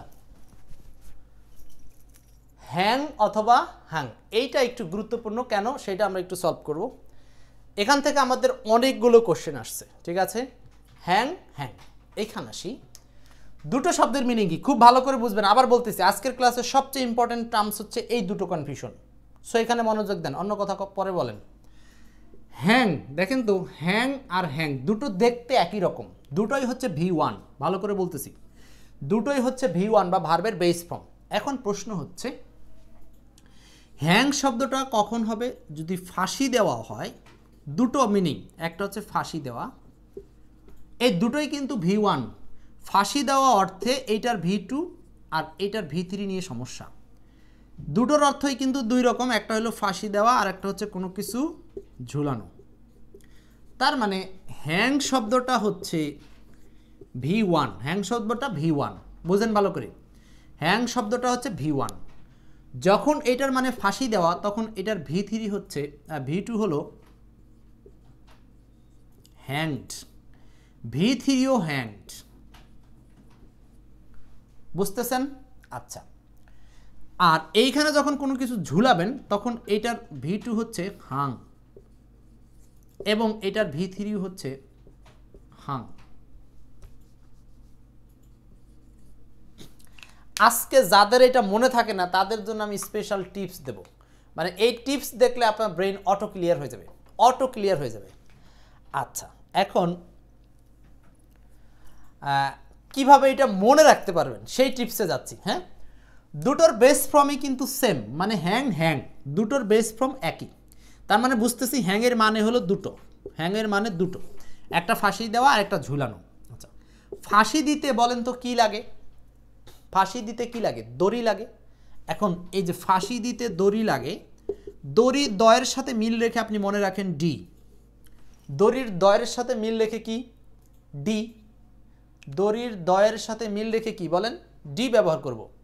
এই যে অনেকে চিন্তা করছেন যে এখানে কোনো মিস্টেক আছে কিনা, এই যে কোনো মিস্টেক নাই, কিন্তু এখানে সব ঠিক আছে, কোনো মিস্টেক নাই। আচ্ছা, দড়ির সাথে মিল রেখে দ, এই সুন্দর ক্লুটা কিন্তু দেওয়া আছে এক্সপার্ট ইংলিশ বইতে। এরকম অনেক টিপস দেওয়া আছে যেটা দেখলে আপনি চমকে যাবেন যে আসলে কত সুন্দরভাবে আপনাদের জন্য মনে রাখার ক্লু করা আছে। আচ্ছা, আর এইবার আসেন হাং মানে কোনো কিছু ঝুলানো। আচ্ছা, এইটা দেখতে এরকম মনে হচ্ছে হাং ইউ, তাই না? এখানে একটা ইউ আছে না, দেখেন তো। এবার ইউটাকে যদি আমরা এইভাবে ঘুরিয়ে দেই তাহলে আমরা একটা হ্যাঙ্গারের মতো পাই কিনা? হ্যাঙ্গারটা আঁকানো হইল না সুন্দর, তাই না? এরকম একটা হ্যাঙ্গার। সো হ্যাঙ্গারটাকে যদি আমরা উল্টে দেই, হ্যাঙ্গারকে যদি আমরা উল্টে দেই তাহলে এইটার দ্বারা আমরা কোনো কিছু ঝুলাই, তাহলে আমরা ইউ আছে কোথায় দেখেন, ইউ দ্বারা V2 V3, ঠিক আছে। তানিয়া বলছেন হচ্ছে হাং হবে স্যার, কোথায় হাং হবে? ঠিকই তো আছে, ফাঁসি দেওয়া অর্থে ইডি, হ্যাংড হ্যাংড, ঠিক আছে, ভুল নাই। আচ্ছা, আর কোনো কিছু ঝুলাবেন, ঝুলানোর ক্ষেত্রে আমরা হ্যাঙ্গার দিয়ে ঝুলাই। সো আপনি এখানে ইউ আছে। এখন দেখেন আপনার জন্য সারা জীবনের কনফিউশন দূর হচ্ছে কিনা। দেখেন এইটাকে আমি আপনাদের এখন আমার বইতে যেভাবে সুন্দর করে দেওয়া ছিল সেই চিত্রটা দেখাই, ক্লিয়ার হবেন। এই যে দেখেন, ভালো করে বুঝেন। কাজল বলছেন ওপরের লেখাটা ভুল, কোনটা লেখা ভুল? ঠিক আছে তো মিস্টার কাজল, দেখেন ও জি কে ওয়াই মনে হয়েছে, তাই? আচ্ছা, দেখেন এইখানে আবার দেখেন হ্যাং মানে কি? ফাঁসি দেওয়া। এই যে হ্যাংড হ্যাংড। আচ্ছা, হ্যাং মানে বস্তু ঝুলানো, হাং হাং। V2 আর V3 দেখতে একই রকম, দেখতে একই রকম, আর V1 বানান নাই, একদম সেম, কিন্তু এটার V2 যা V3 একই, এটার V2 যা V3 একই, কিন্তু বানান চেঞ্জ। এখানে আমি বলে লাভ নাই, আপনি চোখ বুলান। তাহলে ক্লুটা কি? ক্লুটা হচ্ছে হ্যাং দ্বারা যখন ফাঁসি দেওয়া বুঝাবে, হ্যাং দ্বারা যখন ফাঁসি দেওয়া বুঝাবে তখন ফাঁসি দিতে দড়ি লাগে, দড়ি মানে ইডি, তাহলে হ্যাংড হ্যাংড, সোজা কথা। আচ্ছা, কোনো কিছু ঝুলানো, বস্তু ঝুলানো, খাতা ঝুলানো, পেপার ঝুলানো, দেওয়ালে কোনো ছবি ঝুলানো, যে কিছু ঝুলানো বোঝালে আমরা হ্যাঙ্গার লাগে, আর হ্যাঙ্গারকে উল্টো করে দিলে ইউ এর মতো হয়। সো হ্যাঙ্গার হচ্ছে হাং হাং, কোনো কিছু ঝুলানো অর্থে হাং হাং। আর কিছু লাগবে? আশা করি বুঝতে পারছেন, ঠিক আছে। আচ্ছা, এখন আমরা এইখান থেকে এক্সাম্পলস শো করি। কি আপনাদের মাথায় ঢুকছে কিনা? আর জীবনে ভুল হবে? ভুল হওয়ার কথা না। ওকে, আর এটা ট্রিক ছিল, মনে রাখার কৌশল, যেটা বইতে ছিল বলে দিয়েছি। এইটা সলভ করেন, আপনাদের 16তম নিবন্ধনে আসছে। কোশ্চেন নাম্বার 1, বলেন কি হবে অ্যান্সার? শান্ত? আচ্ছা, তাহলে এখানে কি হবে অ্যান্সার বলেন? 1 নম্বর প্রশ্ন, একজন বলছেন রিটেনের কোর্স হবে কিনা। হ্যাঁ, প্রিলির পরে রিটেন নিয়ে চিন্তা করেন, ইনশাল্লাহ হবে। এখানে বলছে যে চুজ দ্য কারেক্ট সেন্টেন্স, কোনটা সঠিক সেন্টেন্স এখন আপনার ব্রেনের মধ্যে খুলবে। মার্ডারের জন্য মানুষকে কি করা হয়? মার্ডারের জন্য কি মানুষকে কোথায় ঝুলানো হয়? ফাঁসিতে। আর ফাঁসিতে ঝুলাইতে কি লাগে? দড়ি লাগে। সো আপনি দড়ি মানে ইডি, আর ইডি দিয়ে কয়টা আছে? এইটাও ইডি, এটাও ইডি, এইটাও ইডি, এইটাও ইডি। তাহলে এখন সমস্যাটা কি বলেন? এখন তো অন্যরকম সমস্যা। এইখানে আনসারটা কি হবে? সবগুলো ইডি। এখন সমস্যা আছেন দেখ, সেটা হলো হ্যাজ বিন হাংড, এটা হলো অ্যাক্টিভ ভয়েস। ফাঁসিতে কি কেউ কখনো নিজে নিজে ঝুলবে? ঝুলবে না, এই জন্য অ্যাক্টিভ ভয়েস হবে না। ব্যাটারি চার্জ দিও। আচ্ছা, এইখানেও একইভাবে হ্যাড বিন হাংড, এইটাও অ্যাক্টিভ, এইটাও হবে না। অ্যাক্টিভ হ্যাড বিন হাংড, হ্যাঁ এটা প্যাসিভ বলা যায়। হ্যাড বিন হাংড এটাও তো প্যাসিভ বলা যায়, প্যাসিভ বলা যায়। আচ্ছা, ও সরি, আমি তো সবকটা হাং বলতেছি কেন? এটা তো বানান ভুল আছে, সরি। এই যে HUNGD, সরি সরি, আমার চোখে পড়েনি, দেখছেন? হ্যাঁ, HUNGED আছে। হ্যাংড বানানো তো ইউ নাই, হ্যাংড বানান সরাসরি কি HANGED। কমন মিস্টেক তো কমন মিস্টেকই। আর দেখছেন, তার মানে কি, চোখ যদি ক্লিয়ার না থাকে কোশ্চেনের উপরে, ভুলটা কিভাবে হয়ে যায়? হ্যাঁ, তাহলে এইখানে একইভাবে বানানের মধ্যে হাংড আছে, তো হাং তো না, হ্যাংড হবে। হাংড তো না, তাহলে এই যে এটাও হাংড আছে। ওরে বাহ, ফাইন, তাহলে একটাই অ্যান্সার আছে, হ্যাংড। এই যে বিনা সি নাম্বার আনসার। বাহ, সুন্দর সুন্দর। স্পেলিংয়ে সব কটাতে ভুল করে রাখছে, মানে হাংও করছে আবার ইডিও যোগ করছে। হ্যাঁ, দুইটা কাজ তো একসাথে হবে না। আচ্ছা, পরের কোশ্চেনটা দেখি, ব্রেইনটাকে ক্লিয়ার করে নেন তাড়াতাড়ি। Question number 2, the picture was dash on the wall. The picture was dash on the wall, কি হবে অ্যান্সার?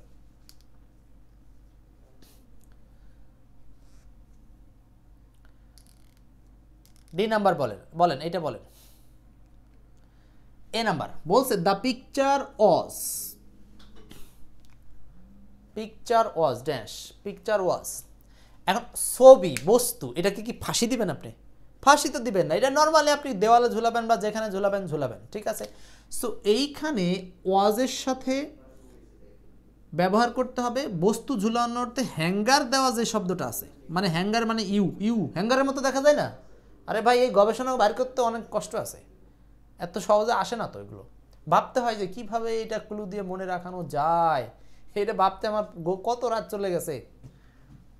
সংসার ভাঙার কাহিনী আছে, যাই হোক। তাহলে এখানে আনসারটা কী হবে বলেন? এখানে আনসারটা হচ্ছে 3 নাম্বার, হাং। সবাই পারছেন, ফাইন। বিউটি, শফিকুল, আসিয়া। 3 নাম্বার, পিকচার ঝুলানোর অর্থে Hang. The picture was Hang on the ওয়াল। হ্যাঁ, ছবিতে পিকচার ঝোলানো হয়েছে। 3 number, my roommate has the photo of famous tennis player on a wall. আবারও দেখেন, ফটো ঝুলানোর কথা আছে। ফটো মানে কি? হ্যাঙ্গার, হ্যাঙ্গার, হ্যাঙ্গার, ইউ আকৃতির হ্যাঙ্গার। উল্টো দেন তাহলে তো সেটা ইউ হয়ে যায়। বলেন তাহলে এখানে হ্যাঙ্গার কোনটা? এই যে, অন্যরা এখানে মাথা খাটিয়ে মরবে, আর আপনারা সেখানে জাস্ট খালি এই সূত্রটুক মাথায় থাকলে ফ্রেশভাবে আনসার করে আসতে হবেন, কোনো ভুল নাই। আমার মনে হয় ইংরেজরা এই সিস্টেম করে এইভাবে তৈরি করছিল, যে এইভাবে সিস্টেম বের করলে মনে রাখা যাবে। আচ্ছা, পরেরটা 4 নাম্বার। 4 নাম্বারটা বলেন। 4 নম্বরে সেন্টেন্স দেখলেই বুঝবেন। সেন্টেন্সে বলছে নোটিস টাঙানোর কথা, নোটিস ঝুলানোর কথা। তো নোটিসকে কি ফাঁসি দিবেন নাকি এমনি নর্মালি ঝুলাবেন? ঝুলাবেন।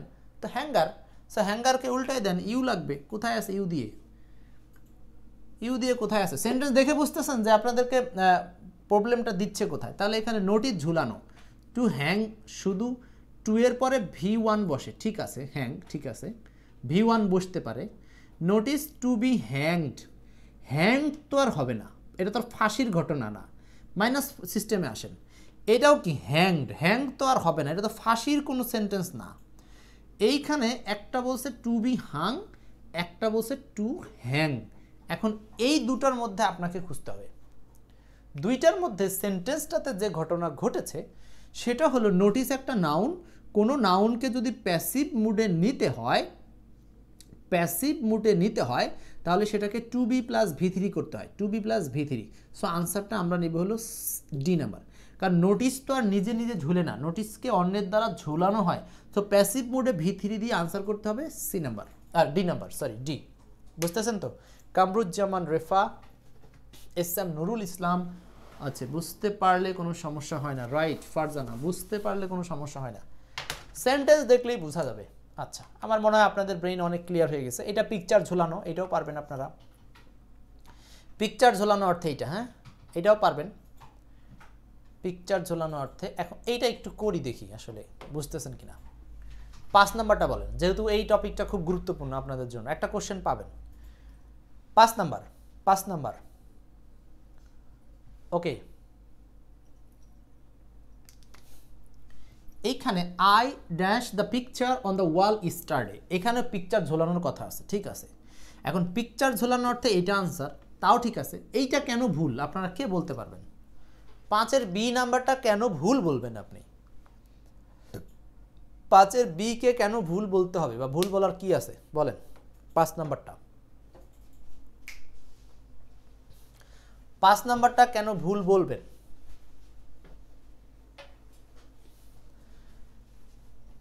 রাইট, 5 নাম্বারটা হচ্ছে এখানে দেখেন 5-এ যে সমস্যাটা ঘটেছে সেটা হচ্ছে 5 নাম্বার এখানে কিন্তু ইয়েস্টারডে আছে, তাই না? ইয়েস্টারডে আছে মানে এটা পাস্ট টেন্সে হবে, রাইট, এই জন্য এখানে হ্যাং হবে না। যদি ইয়েস্টারডে না থাকতো তাহলে আমরা কিন্তু হ্যাং নিয়েও ভাবতে পারতাম। সো এখানে টেন্সের ফ্যাক্টরটাও মাথায় রাখতে হবে। হ্যাঁ, অনেকে হয়তো বুঝতে পেরেছেন। এরপর আর কয়টা প্রশ্ন আছে এখানে দেখি। এর গেট দ্য পিকচার, এটা তো পারবেন। 7 নাম্বারটা আপনার নিবন্ধনের প্রশ্ন, এটা সলভ করেন। 12তম প্রভাষক নিবন্ধনের প্রশ্ন। হালিমা খাতুন, মোহাম্মদ বাহাউদ্দিন ভাই উত্তর করেছেন, ওকে। বাহাউদ্দিন ইউ এর কথা না, কাজ হলো ইয়েস্টারডে ছিল প্রশ্নে, হ্যাঁ। 7 number, the man was dash for murder, এইখানে 12তম শিক্ষক নিবন্ধন, হাফসা আনসার করেছেন এই নাম্বার। এখানে দেখেন তো মার্ডারের কথা বলা আছে, মার্ডার মানে কি? ফাঁসি, আর ফাঁসি মানে হচ্ছে দড়ি, আর দড়ি মানে ইডি, দড়ি মানে ইডি। এখন ইডির ক্ষেত্রে আনসার আছে একটাই, C number, C, C ed, কিন্তু এখানে আবার এ আছে, কিন্তু বানান যেন ভুল না হয়, হ্যাংয়ের সাথে direct ED. Next, hang Hang নিয়ে আর জীবনে কি হ্যাং হবেন? হ্যাং হওয়ার কোনো সুযোগ নাই, সেইভাবেই দেখাই দিলাম। লাস্ট কোশ্চেন 10, বলেন কি হবে অ্যান্সার? 10 নম্বর, এই রুলসের শেষ কোশ্চেন বলছে চুজ দ্য কারেক্ট সেন্টেন্স, কোনটি সঠিক সেন্টেন্স? 10 নম্বর, আবারও কারেকশন থেকে কোশ্চেন দিয়েছে, কারেকশন। এইখানে শার্ট ঝোলানোর কথা বলছে, শার্ট, শার্ট, শার্ট, আর এখানে কি আছে? শার্ট। তো শার্ট তো ফাঁসি না, তাহলে এখন আসেন তো কোন অপশন বাদ দেওয়া যায়? দেখেন এটা ইডি আছে, এটা দড়ির অপশন বাদ, দড়ি মানে ফাঁসি তো না, এইটাও দড়ির অপশন বাদ। এখন আপনি চিন্তা করেন বি আর সি ডি নিয়ে, বি আর ডি নিয়ে চিন্তা করলে মাথার মধ্যে কাজ করবে। ও ডিতেও তো আবার দড়ির ব্যবহার করছে, এই যে ডি হ্যাংড করে রাখছে, ডি হ্যাংড হবে না তো। শার্ট ঝুলানো মানে হ্যাঙ্গার, হ্যাঙ্গার মানে ওই যে ডাইরেক্ট বি নাম্বার, 10-এর বি। ক্লুটা খুবই সুন্দর এবং মনে রাখার মতো ক্লু, কিন্তু এটা কোনো প্রবলেম হওয়ার কথা না ভবিষ্যতে। তারপরেও যাদের মনে থাকবে না তাদেরকে নিয়ে আর কি বলার আছে কোন। তো ঠিক আছে, হ্যাঙ্গের নিয়মটা আমরা আজকে সুন্দরভাবে শেষ করলাম, ধন্যবাদ। আচ্ছা, এই ছিল হচ্ছে হ্যাং। আমরা সংক্ষেপ আবার বলছি, যেটা ফাঁসি দেওয়া সেক্ষেত্রে দড়ি লাগে, ইডি দিয়ে সব পাস্ট পার্টিসিপল করব। আর যেটা অন্য কিছু ঝোলানো, পিকচার, ছবি, নোটিশ, শার্ট, যত কিছু ঝোলানো বোঝাবে সেই ক্ষেত্রে ইউ আকৃতির হাং, হাং দিয়ে শেষ করব। ওকে, এখন দেখব আপনাদের সাথে এই যে লাই লে লাই, এটা নিয়ে একটা সমস্যা আছে। লাই লে লাই, লাই লে লাই, এটা থেকে আপনাদের কোশ্চেন হয়নি, আছে একটা, এটা একটু করে লাই লে লাই, হ্যাঁ এটা একটু করব। এখন এটা নিয়ে নানান মনীষীদের সমস্যা নানান রকম আছে, নানান সমস্যা নানান রকম আছে। ফরহাদ আলী নূর, 10 নম্বরটা আরেকবার বোঝান। কেন 10 নম্বর আগের বুঝাইতে পারি নাই? 10 এই 10 নম্বরটা একটু দেখেন তো, একজনের সমস্যা বলছে 10 নম্বরটাতে শার্ট ঝুলানো। তো শার্ট ঝুলাবেন মানে কি? সেখানে এইচ ইউএনজি লাগবে। তো এখানে ডি আছে, এটা বাদ, এটাতেও ডি যুক্ত আছে, এইটাতেও ডি যুক্ত আছে, বাদ। কি বলেন এতক্ষণ পরে এসে? আর এখানে ইউ আকৃতির হাং আছে, সো এটা আনসার, এটা আনসার।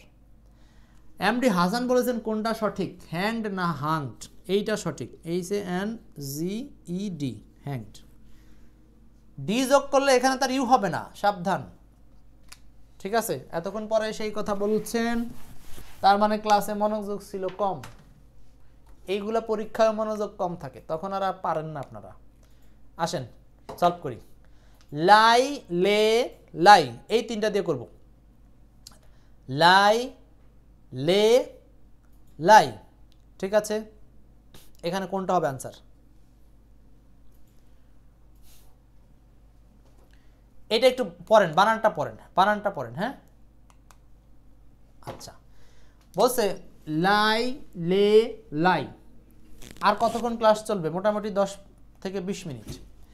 লাই মানে মিথ্যা বলা, লাই মানে নিজে শোয়া বা কোনো কিছু পরে থাকা, লে মানে কিছু রাখা, কাউকে শোয়ানো, ডিম পাড়া।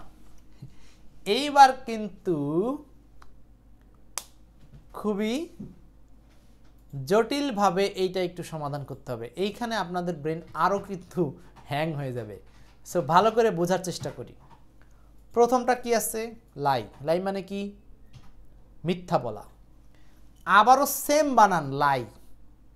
লাই মানে কি? নিজে শোয়া বা কোনো কিছু পড়ে থাকা, যেমন টেবিলের উপর বই পড়ে আছে, কলম পড়ে আছে, আবার নিজে বিছানার উপর শুয়ে পড়লাম, এইটা হলো লাই। লে, এই লেই মানে হচ্ছে কিছু রাখা। এখন শোয়া অর্থে দুইটা মিনিং, কাউকে শোয়ানো লে, নিজে শোয়া লাই, ঠিক আছে? আচ্ছা, তারপরে ডিম পাড়া, এটা আরেকটা হচ্ছে লে। এখন এটা নিয়ে আপনাদের কনফিউশন কাজ করবে। সো এইটার জন্য টেকনিক আছে, তার আগে আমাকে একটু মিনিংগুলো, পাস্ট পার্টিসিপলগুলো একটু দেখে নিতে হবে। পাস্ট পার্টিসিপল একটু দেখেন, পাস্ট পার্টিসিপলগুলো কি বলছে। লাই থেকে শুধু ইডি যোগ হয়েছে, যেটা মিথ্যা বলা অর্থে, লাই, লাইড, লাইট, এবং এর সাথে আছে হচ্ছে লাইং, লাই, লাইট, লাইং। আগে পাস্ট পার্টিসিপলগুলো দেখেন, বলতেছি টেকনিক্স। এরপরে আবার লাই শব্দটা এখানে আবার V2 হলে এখানে লে আসছে, কিন্তু যেই লে আবার নিজে নিজে এখানে V1 আছে। এই যে সমস্যাটা বাদ দেয় এখানে। তার মানে লে শব্দটা দুই দিকে কাজ করে। কি লেখা বুঝতেছেন তো? সরাসরি V1 অথবা V2 হতে পারে। যখন সে V2, তখন সে কার V2? এই লাইয়ের V2। খুবই জটিল সমস্যা। তাহলে লাই, লে, লেইন, লে, লেইড, লেইড, লে, লেইড, লেইড। এখন আসেন তিনটা উদাহরণ দেই, ভালো করে মনোযোগ দিন। লে মানে আমরা বলছিলাম ডিম পাড়া। আমরা মিনিংগুলো আরেকবার দেখাই আপনাদের, আরেকবার দেখাই মিনিংগুলো। এই যে এখানে মিনিংগুলো আরেকবার দেখেন, এগুলোর মিনিং কি আরেকবার দেখেন, আরেকবার দেখেন, খুব খেয়াল। লে মানে হলো কিছু রাখা, কাউকে শোয়ানো, সবচেয়ে জরুরি দরকার হলো ডিম পাড়া। তখন লে যখন ডিম পারে তখন হচ্ছে এই যে মুরগি যখন ডিম পারে লেট লেট শব্দ করে, ব্যাস একখান কমপ্লিট। তার মানে লে মানে ডিম পাড়া। তো ডিম পাড়া অর্থে পাস্ট ফর্ম হচ্ছে laid, laid, laid, laid, laid, laid. তার মানে মুরগি যখন ডিম পারে লেইড লেইড শব্দ করে। আরে মজা করে বলতেছি, মনে রাখবেন তাই। আচ্ছা, গেল একটা গেল। তার মানে এই যে দেখেন, এই সি নাম্বার উদাহরণটা দেখেন, দ্য হ্যান লেইড অ্যান এগ ইয়েস্টারডে। দেখছেন এখানে লেইড শব্দটা ব্যবহার হচ্ছে। তাহলে লেইড যখন পাবেন এটার মিনিং হচ্ছে ডিম পাড়া। আরও দুটো বাড়তি মিনিং হলো ডিম পাড়া ছাড়াও, এই যে দেখেন, কিছু রাখা, কাউকে শোয়ানো, কিছু রাখা, কাউকে শোয়ানো। আচ্ছা, এখন এইগুলো এক্সাম্পলের সাথে কম্পেয়ার করলে আপনার ব্রেন ক্লিয়ার হবে, তাছাড়া ব্রেন অত বেশি ক্লিয়ার হতে চায় না। আচ্ছা, আরেকটা বিষয় বলি, কৌশলগুলো আপনারা কি ওখানে কৌশলগুলো দেখতে পাচ্ছেন? মানে বুঝতে পারতেছেন কিনা কৌশলগুলো? কৌশলগুলো বোঝা যাচ্ছে নাকি? দেখেন আমি কৌশলগুলো এখন একটু বলে দিচ্ছি। মিনিংয়ের ক্ষেত্রে আপনার জন্য জরুরি, যেমন যদি লাই মানে শুয়ে থাকা, নিজে শুয়ে থাকা, যেটা এই যে দ্বিতীয়টা, লাই মানে নিজে শোয়া বা কোনো কিছু পরে থাকা। তো নিজে শোয়া অর্থে, অর্থাৎ লাই যখন শুয়ে থাকে লে লেন গান করে। আবার বলেন, মানুষ শুয়ে পড়ে থেকে অনেক সময় আরামসে গান করে না? তো এরকমটাই হচ্ছে যে লাই যখন শুয়ে পড়া বোঝায় বা শুয়ে থাকা বোঝায়, তাহলে সেটা হচ্ছে শুয়ে পড়ে লে লেইন গান করে। তার মানে লাই যখন নিজে শুয়ে থাকা, তখন সে শুয়ে পড়ে কি করবে? লেলেইন গান করবে। কি করবে? লেলেইন গান করবে, লেলেইন গান করবে। আচ্ছা এখন আসি। আচ্ছা এখন এইখানটাতে বলছে লাই যখন মিথ্যা বলা তখন হচ্ছে ডি নিয়ে দেমাক করবে। দেখেন মিথ্যা বলা অর্থে শুধু এখানে একটা অতিরিক্ত ডি আসবে, তার মানে মিথ্যা বলে মানুষ অনেক সময় দেমাক করে না, দেমাক বিষয়টা মিথ্যা বা নেগেটিভের সাথে জড়িত। তাহলে যখন লাই দ্বারা মিথ্যা বলা বোঝাবে তখন হচ্ছে সেখানে ডি নিয়ে দেমাক করা বোঝাবে। তার মানে কি বোঝাচ্ছি? মিথ্যা হলে ডি নিয়ে দেমাক করে, ডি এর সাথে দেমাকের একটা সম্পর্ক আছে। ক্লিয়ার? আমি অনেক কথা বলছি, এইবার আপনারা এক্সাম্পলসে এসে সেগুলো সলভ করেন, আরও ক্লিয়ার করব। বলেন 2 নম্বর প্রশ্ন, 2 নম্বর প্রশ্নটা বলেন। Question 2, the man has just ন্যাশ on bed as he is ill.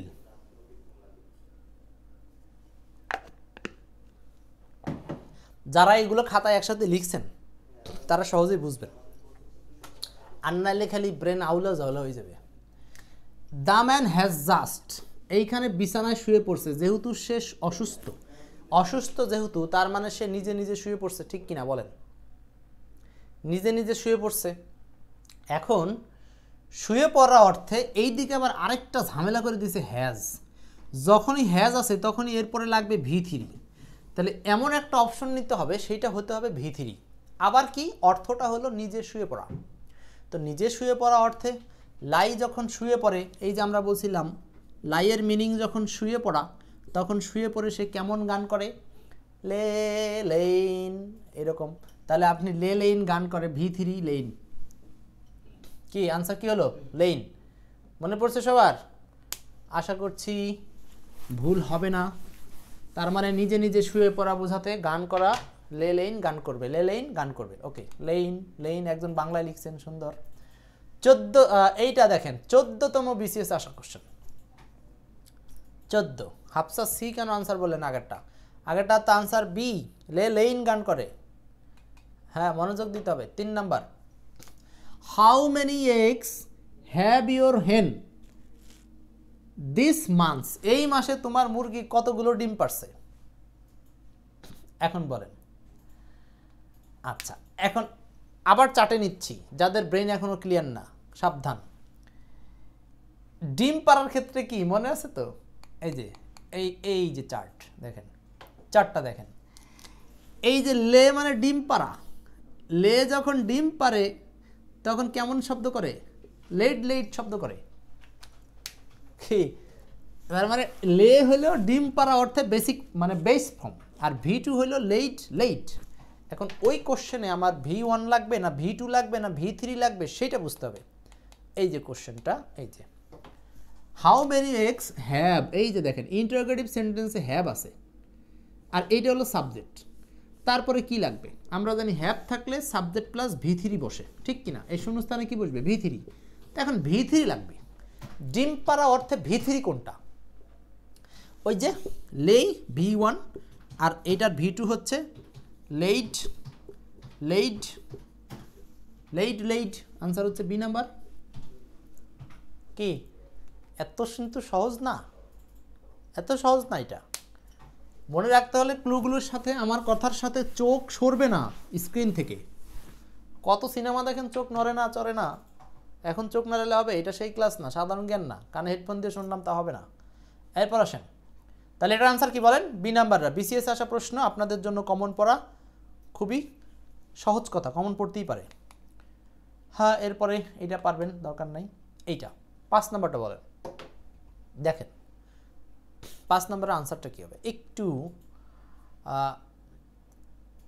5 number আনসারটা বলেন।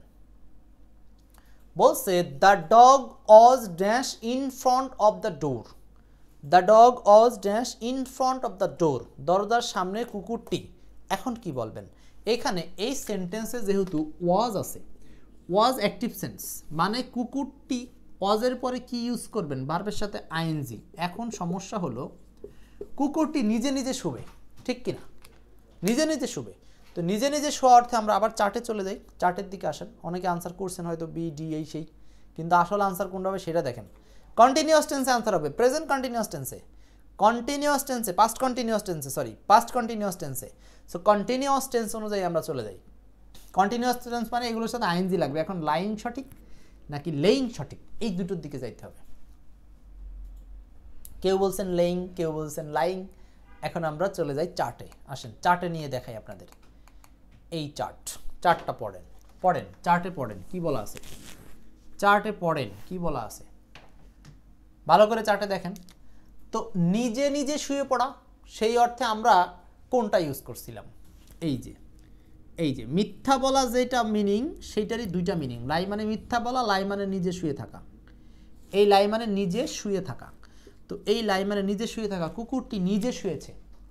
তো কুকুরটি যখন নিজে শুয়েছে তখন সেটার V2 লেই, V3 লেইন, লেইন গান করে, লেইন লাইং। এই যে আইএনজি যোগ হবে সরাসরি LYING, বুঝতেছেন? তার মানে এই মিথ্যা বলা বা নিজে শুয়ে থাকা এই শব্দটার আইএনজি হবে হলো LYING, LY করতে হবে। কি আরেকটু ব্রেন খুলেছে যে আরও একটা জায়গা তৈরি হতে পারে এখানে। এখন তাহলে এটার আনসারটা কি হচ্ছে? The dog was lying. এই যে লাইং মানে আনসারটা হচ্ছে এ নাম্বার। ভালো খেয়াল না থাকলে এইগুলো কমন মিস্টেক, সারা জীবনই কমন মিস্টেক হয়ে যায়, এই জন্য খেয়াল রাখতে হবে। এরপর এই যে এইটা মুরগি ডিম পারছে। আসেন মুরগি ডিম পাড়া আবারও আসছে, এটাতে পারার কথা। বলেন তো কি হবে? দ্য হ্যান হ্যাজ। আপনার মুরগি 100টা ডিম পারছে, এখন কি বলবেন? এই যে হ্যাজ আছে, তার মানে এখন আপনাকে V3 ইউজ করতে হবে। তো V3 আনসার ডিম পাড়া অর্থে কি মনে আছে? তো ডিম পাড়া অর্থে V3 আনসার হচ্ছে লেইড। তাহলে ডি দিয়ে আনসার হবে। এই যে লেইড শব্দ করে, লেইড শব্দ করে।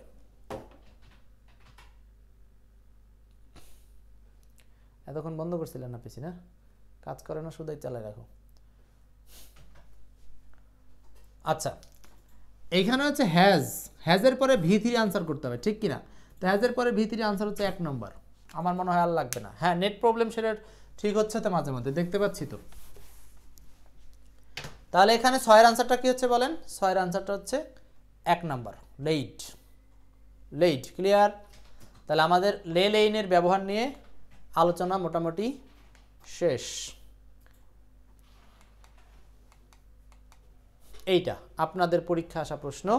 দ্য ডগ ওয়াজ, এটা অলরেডি সলভ করেছি। কুকুরটি অজের পরে কি ছিল আনসার? লাইং মানে শুয়েছিল in front of the door.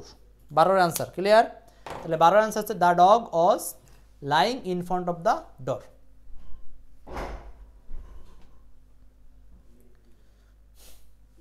আচ্ছা এরপর এই ছিল মোটামুটি। আর একটা হলো, এটা লাগবে না, সমস্যা নেই, মোটামুটি আপনারা পারবেন, আর সমস্যা নেই। তো ঠিক আছে, আমরা শেষ করলাম লাই লে।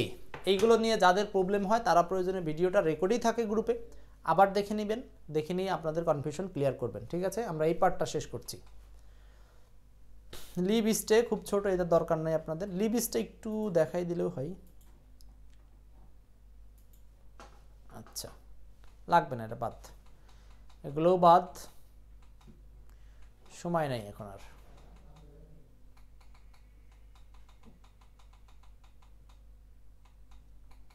এইটা করাবো, এইটা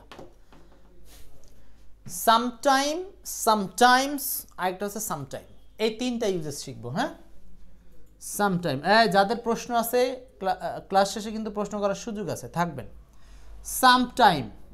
সামটাইম হলো, সামটাইম কি বলেন? এই যে মাঝখানে একটা স্পেস আছে, দেখেন স্পেস ফাঁকা আছে, এটার মানে হলো কিছু সময়। সামটাইমস মাঝে ফাঁকা নাই, সরাসরি ইয়েস আছে। ঠিক আছে? আচ্ছা, সামটাইমস মাঝে ফাঁকা নাই, শেষে এস আছে, এইটার মানে কি? এইটার মানে হলো মাঝে মাঝে, মাঝে মাঝে। আরেকটা হলো সামটাইম, এস নাই, একসাথে আছে, এইটা হলো কোনো এক সময়, কোনো এক সময়। তাও কোনো এক সময় বলতে এটা ভবিষ্যৎ লাগবে না, এটা হলো অনিশ্চিত কোনো একটা সময়, মাঝে মাঝে, সামটাইমস, কিছু সময়, সাম টাইম। এইবার আসেন, কিছু সময় মানে কিছুক্ষণ বলাই যেতে পারে, সমস্যা নাই। কিছু সময় মানে কিছুক্ষণ, কিছুক্ষণ, ঠিক আছে। আচ্ছা, এইবার আমরা এখানে আর তেমন সমস্যা নাই, চলে যাচ্ছি সরাসরি এমসিকিউতে। কি তিনটার মিনিং মনে থাকবে তো?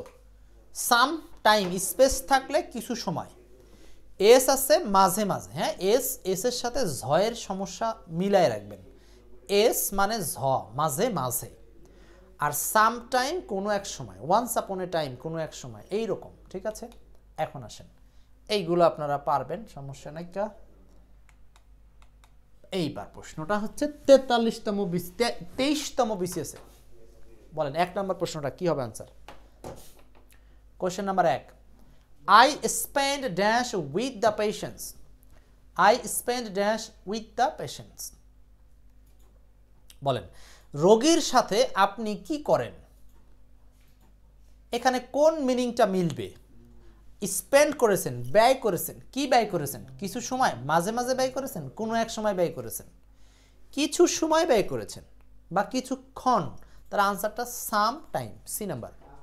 দেখছেন তো কিভাবে বিসিএস আসছে, মানে আপনাদের জন্য জরুরি। কিন্তু বলছি তো বিসিএস এর প্রশ্নগুলো প্রাইমারি নিবন্ধন সহ যে কোনো পরীক্ষার জন্য পড়া কম্পালসারি। আর এছাড়াও এখন ডাব্লিউবিসিএস এর প্রশ্ন যোগ হচ্ছে বাংলাদেশে। ডাব্লিউবিসিএস মানে ওয়েস্ট বেঙ্গল বিসিএস এর প্রশ্ন, তার মানে ভারতের প্রশ্ন যোগ হচ্ছে। সেই প্রশ্নগুলো এই বইতে দেওয়া আছে। বাংলাদেশে কোনো বইতে ওয়েস্ট বেঙ্গলের কোশ্চেন নাই, সেটা এখানে অ্যাড করেছি, কারণ গবেষণা করে আমি দেখেছি বিসিএস পর্যন্ত ডাব্লিউবিসিএস এর প্রশ্ন কপি করে। ডাব্লিউবিসিএস মানে ওয়েস্ট বেঙ্গল সিভিল সার্ভিস। এরপর পরের প্রশ্ন 2 নম্বরটা বলেন। বলছেন I hope to meet to you dash in January. এইবার বুঝেন, এইটা বুঝেন। আচ্ছা, I hope, আমি আশা করছি, to meet you, তোমার সাথে সাক্ষাৎ হবে, ড্যাশ ইন জানুয়ারি, জানুয়ারি। এখন জানুয়ারি কিছু সময়, মাঝে মাঝে, কোনো এক সময়, এইটা বলেন কি বোঝাচ্ছে? এইটা কিন্তু বাক্যের বাংলা করার ট্রিক্সটা জরুরি। 2 নম্বর, বাংলা করার ট্রিক্সটা আপনাকে জানতে হবে। বাংলা করতে হবে যে I hope to meet you, I hope to meet you some time, মানে কোনো এক সময়, ইন জানুয়ারি, জানুয়ারি মাসের কোনো এক সময়। তাহলে আনসারটা হচ্ছে বি নাম্বার। ওকে, নেক্সট পরের কোশ্চেন 3 নাম্বারটা করেন। 3, I spend dash with my grandfather. এইটাই বেশিরভাগ আসে, এইটাই বেশিরভাগ আসে যে কারোর সাথে সময় কাটানো, কিছু সময় কাটানো। সো এখানে যে কিছু সময়ের ক্ষেত্রে আনসার হবে কোনটা বলেন তো? 3 নাম্বার পারার কথা তো সবারই, না আমারই করতে হবে। কোশ্চেন নাম্বার 3, ফারজানা, রব্বানি শেখ, কিশোর মুন্ডা, কাদির ভাই, বিউটি রানী। আনসার হচ্ছে সাম টাইম, কিছু সময়। এটাও আনসার বি নাম্বার। 3-এর আনসার বি। তাহলে আমরা আরেকটা কনফিউজিং ক্লিয়ার করলাম। সাম স্পেস দিয়ে টাইম, সাম টাইমস, আরেকটা হচ্ছে সরাসরি সাম টাইম, একসাথে থাকবে। ঠিক আছে, এই 3টা কনফিউশন আপনারা অবশ্যই ভবিষ্যতে যে কোনো জায়গাতে সুন্দরভাবে অ্যাপ্লাই করবেন। এরপর এক্সট্রা বোনাস নামে কিছু লেখা আছে। সো এক্সট্রা বোনাস, এইটার চেয়ে জরুরি হলো আপনাদের সাথে একটা রুলস আছে, আমি রুলসটা একটু আলোচনা করি। 10টা মিনিট না, আমাকে 5টা মিনিট টাইম দেন, তাহলে এই অধ্যায়ের একদম খুঁটিনাটি জায়গাটা ঠিক হয়ে যাবে। এইটা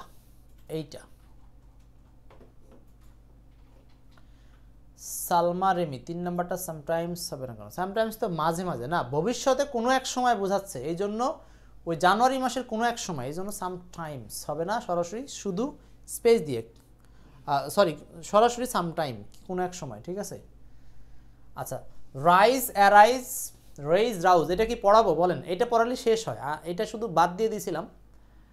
9টা 22 বাজে, একটু কষ্ট করেন, এটা দিয়ে আমাদের ক্লাস শেষ করব। তারপরে কিছু বাড়তি কোশ্চেন আছে, ওগুলো করলে করলাম, না করলে নাই। বলছে রাইজ, অ্যারাইজ, রেইজ, রাউজ, এটা আরেকটা সমস্যা।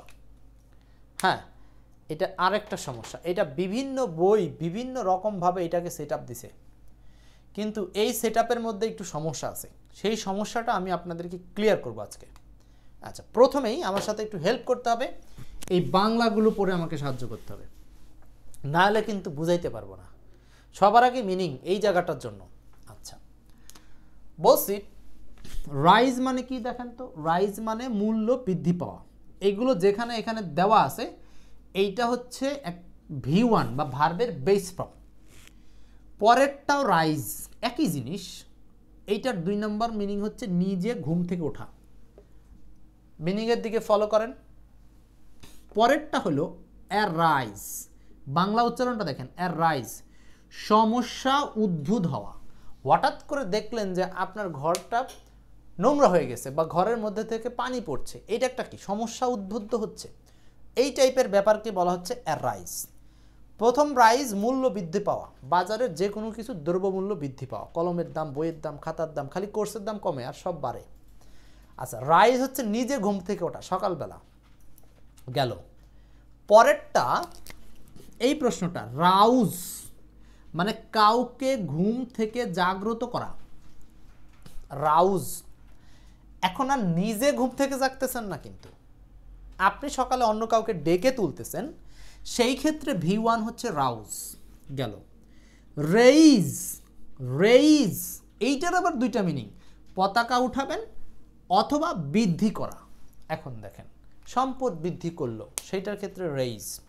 পতাকা উত্তোলন করলো, হাত উত্তোলন করলো, এইগুলো হলো raise. Raise your hand, raise our flag, উপরে উঠাচ্ছে, রেইজ। এখন এইটাকে একটি স্ক্রিনশট দেন, কিংবা যারা লিখছেন তারা তো লিখে নিছেন, যাতে পরের স্ক্রিনটা দেখালে আপনার জন্য সহজ হয়। কি এই পর্যন্ত মিনিংগুলো ক্লিয়ার? আমি বারবার ভেঙে ভেঙে বুঝালাম, কিন্তু এখন এইগুলো কিভাবে মনে রাখবেন সেখানে আমরা যাচ্ছি। তার আগে বেসিকটা তো একটু দেখেন। এবার আসি, এইখানে একটু পড়েন। এইগুলোর V2 বা V3 কি ফরম্যাটে করা আছে, V2 বা V3 নিয়ে সমস্যা হয়। এখানে বলছে রাইজ, প্রথমটা বলছিলাম মূল্য বৃদ্ধি পাওয়া, যেটা এখানে হলো V1, এই সবগুলো। আচ্ছা, এইটার V2 হবে, V2 কি হচ্ছে রোজ, রাইজ, রোজ, রাইজেন, রাইজ, রোজ, রাইজেন। রাইজের 2টা মিনিং, একটা হলো মূল্য বৃদ্ধি পাওয়া আর একটা হলো নিজে ঘুম থেকে ওঠা। রোজ, রাইজেন, রাইজ, রোজ, রাইজেন। একটু কয়েকবার একটু সাইলেন্ট পড়েন, ক্লুটা আমি পরে বলতেছি। রাইজ, রোজ, রাইজেন, রাইজ, রোজ, রাইজেন, রাইজ, রোজ, রাইজেন, রাইজ, রোজ, রাইজেন। রাইজের মিনিং 2টো, একটা হচ্ছে মূল্য বৃদ্ধি পাওয়া, ঘুম থেকে ওঠা, মূল্য বৃদ্ধি পাওয়া, নিজে ঘুম থেকে ওঠা, ব্যাস। এইবার এটা হলো 1 নম্বর বিষয় গেল। 2 নম্বরটা হলো অ্যারাইজ নিয়ে। 2 নম্বর অ্যারাইজ মানে সমস্যা উদ্ভূত হওয়া, হঠাৎ করে কোনো সমস্যা। অ্যারাইজের সাথে এই রাইজের সম্পর্ক হলো, এখানে রাইজ বানান যা, এর সামনে শুধুমাত্র একটা এ আছে, বুঝতেছেন ফরম্যাটটা, শুধু এ আছে। সো এইটার V2 ও সেম স্টাইল, এটা ছিল রোজ, এখানে অ্যারোজ, রাইজেন, অ্যারাইজেন। মানে এখানে রাইজ শব্দটাকে এ যোগ করে নতুন একটা শব্দ তৈরি করা হয়েছে। তো এই অ্যারাইজ নতুন একটা শব্দ যোগ করা হয়েছে, এইখান থেকে আপনি মনে রাখতে পারেন সমস্যা উদ্বুদ্ধ হয়েছে, মানে রাইজের সাথে এ দিয়ে সেটাকে কি সমস্যা উদ্বুদ্ধ করলাম, মানে বের করলাম। তো এইটার পাস্ট পার্টিসিপল সেম স্টাইলে গেল।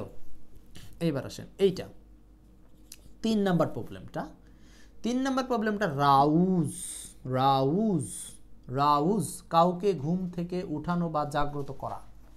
রাউজ, রাউজ এইটার পাস্ট ফর্ম কি? এইটার পাস্ট ফর্ম নিয়ে কোনো টেনশন নাই, সেম সেম। প্যাসিভ মুড মানে আপনি অন্য কাউকে ঘুম থেকে উঠাচ্ছেন, অ্যাক্টিভ সেন্স না।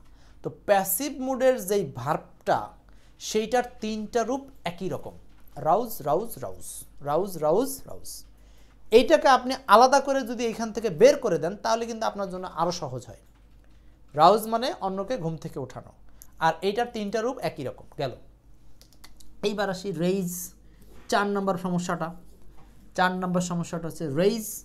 রেইজের মিনিং 2টো, একটা হলো পতাকা বা হাত বা কোনো কিছু উপরের দিকে তোলা, আরেকটা হচ্ছে বৃদ্ধি করা, বৃদ্ধি করা, রেইজ ইউর ওয়েলথ, তোমার সম্পদ বৃদ্ধি করো। হ্যাঁ, এখন এইটার পাস্ট পার্টিসিপল সহজ এই কারণেই আমরা জানি কোনো শব্দের শেষে যদি ই থাকে তাহলে এগুলোকে পাস্ট পার্টিসিপল করার ক্ষেত্রে নর্মালি কি ব্যবহার করতে হয়, ডি ব্যবহার করতে হয়। তো এখানে তাই ব্যবহার করা আছে, রেইজড রেইজড, এই যে রেইজড রেইজড। কি ক্লিয়ার, বুঝতে পারলাম তো? তাহলে এখন বোঝা শেষ। এখন যদি মনে করেন এগুলোর ক্লু কি সেটা জানতে চান তাহলে আমাকে বলতে হবে আর কি।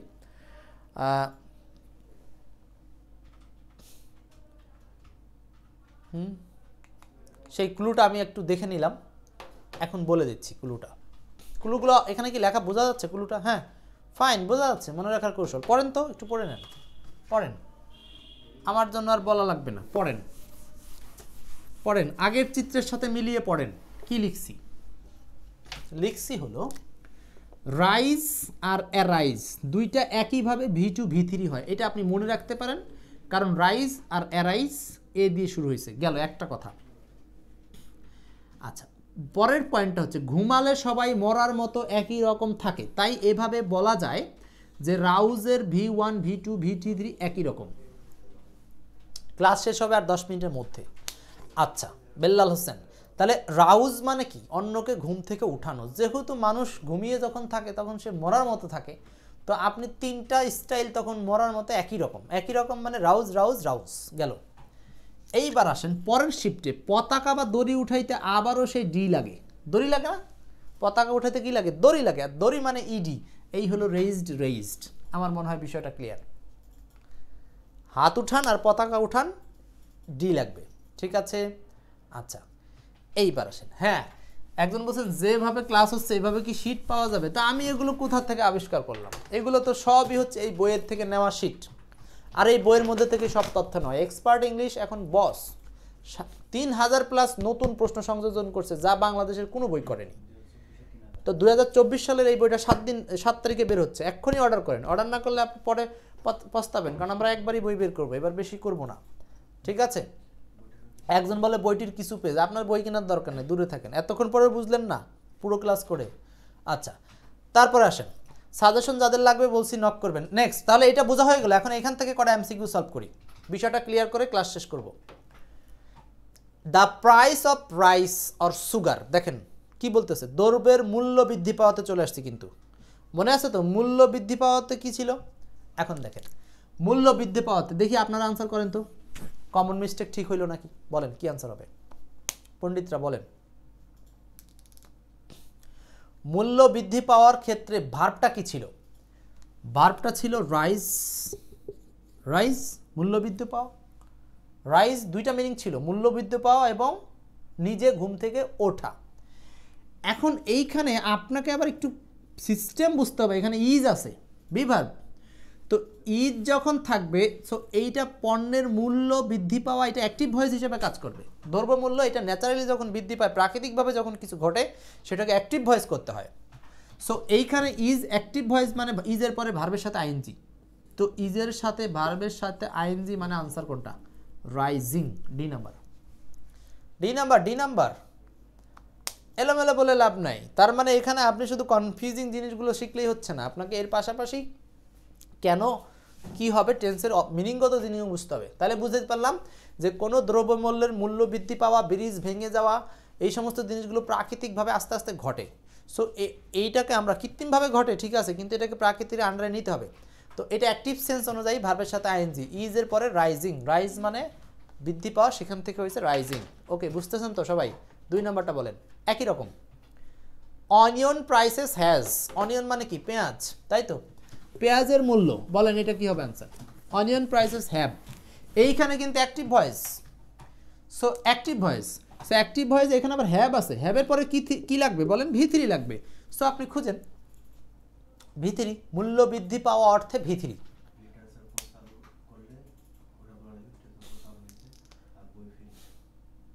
ওকে, তাহলে এখানে 2 এর আনসারটা কি বলেন? 2 এর আনসারটা হচ্ছে রাইজেন, রাইজেন, আনসারটা হবে রাইজেন, মানে আনসার বি। ওই যে মূল্য বৃদ্ধি পাওয়ার অর্থে রাইজ থেকে রাইজেন, রাইজ অ্যারাউজ রাইজেন, হ্যাঁ রাইজ রাউজ রাইজেন, রাইজ রাউজ রাইজেন। ওকে এটা পারলেন। আচ্ছা তারপরে আরেকটা প্রশ্ন সলভ করবেন। এইটা সলভ করেন, তাহলে আমাদের মোটামুটি এই রুলসটা আমরা শেষ করে দিব। 6 নাম্বারটা বলেন। 6 নাম্বার বলছে হি ওয়াজ সো সাউন্ডিং অ্যাসলিপ, সে অনেক বেশি ঘুমিয়েছিল, ঠিক আছে। দ্যাট যা ইট ওয়াজ মোস্ট ডিফিকাল্ট টু, এটা খুবই কঠিন ছিল, ড্যাশ হিম, তার মানে কি সে এতই বেশি সাউন্ড স্লিপ করছিল তাকে ঘুম থেকে জাগানো, মানে এখন কি নিজে জাগবেন না অন্যকে জাগানোর কথা বলা হচ্ছে। অন্যকে জাগানো মানে ওই যে মরার মতো যে শব্দটা, তিনটার রূপ একই রকম, সেইটা হলো রাউজ নিয়ে কাজ ছিল, মনে আছে তো সবার? এই যে রাউজ রাউজ রাউজ রাউজ রাউজ রাউজ, আনসার হচ্ছে রাউজ, বি নাম্বার। সালমা রেমি উত্তর করেছেন, ঠিক আছে। কাজল জাফর হাওলাদার, পারতেছেন তো, তার মানে আমার বোঝানোর সার্থক হচ্ছে। আচ্ছা, আরেকটা কোশ্চেন, এইটা বলেন। নাওএডেজ প্রাইস অফ এভরি নেসেসারি, বারবার একই কথা আছে, মূল্যবৃদ্ধি, এটা তো পারেন। মূল্যবৃদ্ধি মানে is rising, is rising, A number, A number, এটা এ নাম্বার। 4 নাম্বারটা, it is our policy to deal with the problems as they, এটা বলেন। 4 নাম্বারটা বলেন। 4 জান, এটা দিয়েই শেষ উদাহরণ বলতেছি। 4 নাম্বার বলছে it is our policy to deal with the problems as they. এখানে দেখেন, এটা আমাদের নীতি, to deal with, deal with মানে ব্যবহার করা বা মেনটেন করা, দ্য প্রবলেমস সমস্যা সমূহ, অ্যাজ দে যেহেতু তারা, এই দে বলতে প্রবলেমসের কথা বলছে, যেহেতু সেগুলো, দে মানে এখানে সেগুলো বোঝাচ্ছে, এই সমস্যাগুলো উদ্বুদ্ধ হয় মানে সৃষ্টি হয়। তো সমস্যা উদ্বুদ্ধ হওয়া, সৃষ্টি হওয়া, সেক্ষেত্রে কি করছিলাম মনে আছে? ওই যে রাইজের সাথে একটা এ দিয়ে সমস্যা বাড়াই নিলাম, তার মানে অ্যারাইজের সাথে সংশ্লিষ্ট। তো অ্যারাইজ, অ্যারাউজ, অ্যারাইজেন। সো এইখানে লাগবেটা কি, যেহেতু দে সাবজেক্ট, এরপরে সরাসরি V1 ইউজ করলেই হবে, তাহলে অ্যারাউজ, অ্যারাউজ বা অ্যারাইজ, আনসার এটা, এ number. Khandakar Arafat, Mohammad Bahauddin, S M Nurul Islam, Al Amin Badhon, অনেকেই উত্তর করেছেন। জাকিয়া সুলতানা, বাহ সুন্দর। তো এই ছিল হচ্ছে আমাদের অ্যারাইজ, অ্যারোজ, আর কি কি 4টা শব্দ, এই যে 4টা শব্দ, এইগুলো নিয়ে আশা করি আপনাদের আর ইন ফিউচারে কোনো সমস্যা হবে না। তো ঠিক আছে, সুন্দরভাবে আজকের ক্লাসটি শেষ করলাম। ক্লাসের শেষ অংশে আমরা যেটা রেখেছিলাম, এটা তো বুঝতে পারছেন, ঠিক আছে, ধন্যবাদ। আচ্ছা, এখন ক্লাসের শেষ অংশে আপনাদের জন্য বোনাস বলে কিছু বলা ছিল, সেই বোনাসগুলো আমি আর আপনাদের 10টা প্রশ্ন ছিল বোনাস, এক্সট্রা বোনাস, হ্যাঁ, এটা এক্সট্রা বোনাসটা দিয়ে তারপর আপনাদের প্রশ্ন উত্তর দিয়ে ক্লাস শেষ করব। তাজমহল ইজ, আমার সাথে জাস্ট একটু এক নজর নেন, তাজমহল ইজ মনুমেন্ট, এটা বিশেষের প্রশ্ন তো পড়াই দিচ্ছি যাতে আপনাদের প্রশ্নটা কমন পড়বে। হ্যাঁ, তাজমহল ইজ মনুমেন্ট, তাজমহল হচ্ছে স্মৃতিস্তম্ভ। আচ্ছা গেল। হসপিটাল ড্যান্স সিক, এখানে আনসার হবে 2 number, treat the sick, treat হবে না অপারেট হবে, অ্যাডমিট হবে, নার্স হবে, এখানে ট্রিট, হসপিটালের চিকিৎসার ক্ষেত্রে ট্রিট হয়, ট্রিট শব্দটা হয়, জাস্ট এনে দেখাচ্ছি, জরুরি তাই। Rubber is another for its, rubber হচ্ছে অ্যাজ আ নোটেবল, বিশেষ বিশেষ, এটা কিসের জন্য? ইলাস্টিসিটি, তার মানে রাবারটা কেন বিখ্যাত, এরকম প্রশ্ন আসলে আনসার করবেন ইলাস্টিসিটি।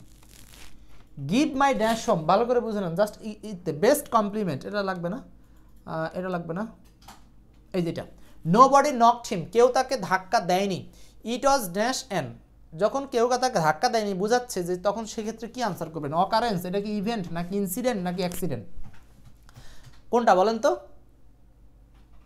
এখানে আনসারটা কি হবে? 6 এর আনসারটা হচ্ছে 1 নম্বর, মানে হচ্ছে অ্যাক্সিডেন্ট, অ্যাক্সিডেন্ট মানে কেউ আপনাকে ধাক্কা দেয়নি, আপনি নিজে নিজে পড়ে গেছেন বা হঠাৎ করে কোনো একটা দুর্ঘটনা ঘটছে, সেটা হলো অ্যাক্সিডেন্ট, এই ক্ষেত্রে ইউজ করবেন। হ্যাঁ, আচ্ছা 7 নম্বরটা কিছু বোনাস কোশ্চেন, জরুরি তাই দেখাচ্ছি। To stay healthy we must plan to have balanced, এই যে দেখেন ব্যালেন্সডের পরে ডাইট হবে। হ্যাঁ, মানে স্টে, স্বাস্থ্যের ক্ষেত্রে ব্যালেন্স ডাইট মানে সুষম খাবার, তাহলে সুষম খাবার বোঝাতে আমরা কি ইউজ করব? ব্যালেন্স ডাইট, আনসার হচ্ছে এ নাম্বার, ব্যালেন্সড ডাইট, ব্যালেন্সড ডাইট। ওকে, 8 নম্বরটা কি লাগবে? 8 নম্বরটা লাগবে না, 8 নম্বরটা দরকার নাই। 9 নম্বরটা, 9 নম্বরটা লাগবে না, 10 নম্বরটা একটু দেখেন। 10, cricket is one kind of play, cricket হচ্ছে এক ধরনের খেলা, it is also one kind of, মানে ক্রিকেট শব্দের দুটো মিনিং আছে। তো ক্রিকেট এক ধরনের খেলা, একই সাথে ক্রিকেট কি? একই সাথে ক্রিকেট হচ্ছে একটা ইনসেক্ট মানে পোকা, ক্রিকেট মানে ঝিঝি পোকা, আবার ক্রিকেট মানে ক্রিকেট খেলা। সো এইটা জরুরি জানানো দরকার, তাই জানাই দিলাম। দেখেন আমার ছোট্ট একটা তথ্য আপনার জীবনে অনেক হেল্প করতে পারে, অনেক হেল্প করতে পারে। এটা 39তম বিসিএস এর কোশ্চেন। 11 নম্বর, এইটা আপনাদের লাগবে না, 11 নম্বরটা একটু মুখস্থ করে নিলে পারেন। No one can dash that he is clever, এটা একটু মুখস্থ করে নেন। নো ওয়ান ক্যান, কেউ পারে না, ডিনাই মানে অস্বীকার করতে, যে হি ইজ ক্লেভার, সে যে চালাক, এই বিষয়টা কেউ অস্বীকার করতে পারে না। আনসার হবে ডিনাই না ডিফাই? আনসার হবে ডিনাই, এইটা মনে রাখতে হবে। এবং লাস্ট কোশ্চেন 17 নম্বর। 17 নম্বর দেখেন আপনারা নিজেরা কেউ পারেন কিনা। 17 দিয়ে ফিনিশ, বলেন। She has dash her hair a beautiful shade of brown, ঠিক আছে? আচ্ছা, she has dash her hair a beautiful shade of brown, এইখানে কি আনসার কি?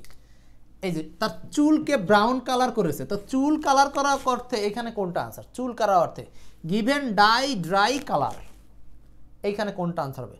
মনে রাখতে হবে। 17 নম্বর আনসার কি বলেন তো? 17 চুল কালার, আমরা বলি কালার, এইখানেই সমস্যা। She has dash her hair a beautiful shade of brown, এইখানে কালার সবাই বসেছেন নাকি? এই তো টেনশন। এটার আনসার হচ্ছে চুল কালার না, এটা হচ্ছে ডাই। ডাই মানে হচ্ছে চুলের রং করা। হ্যাঁ, অনেকেই কালার কালার লিখছেন, coloured her hair, coloured her hair.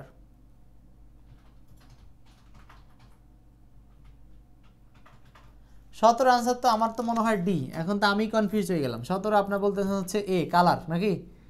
আমার মতে 17 আনসার হচ্ছে ডি। 17 আনসার ডি, আর আপনাদের মতে 17 আনসার এ, ডাই। ডাই, ঠিক আছে? ডাই। ফারজানা হক অনেকে আনসার করেছেন। তো এই ছিল মোটামুটি আজকের সাথে আপনার আজকের কনফিউজিং ক্লিয়ার বা কমন মিস্টেক্স আপনাদের সাথে সম্পূর্ণটা আলোচনা করলাম খুব সুন্দরভাবে। সময় দিয়ে আপনারা শেষ করেছেন, এই জন্য সবাইকে অনেক অনেক ধন্যবাদ। এখন মোটামুটি অনেকের প্রশ্ন শেষ, যারা যেতে চান যেতে পারেন, আমারও বলার পুরোপুরি শেষ।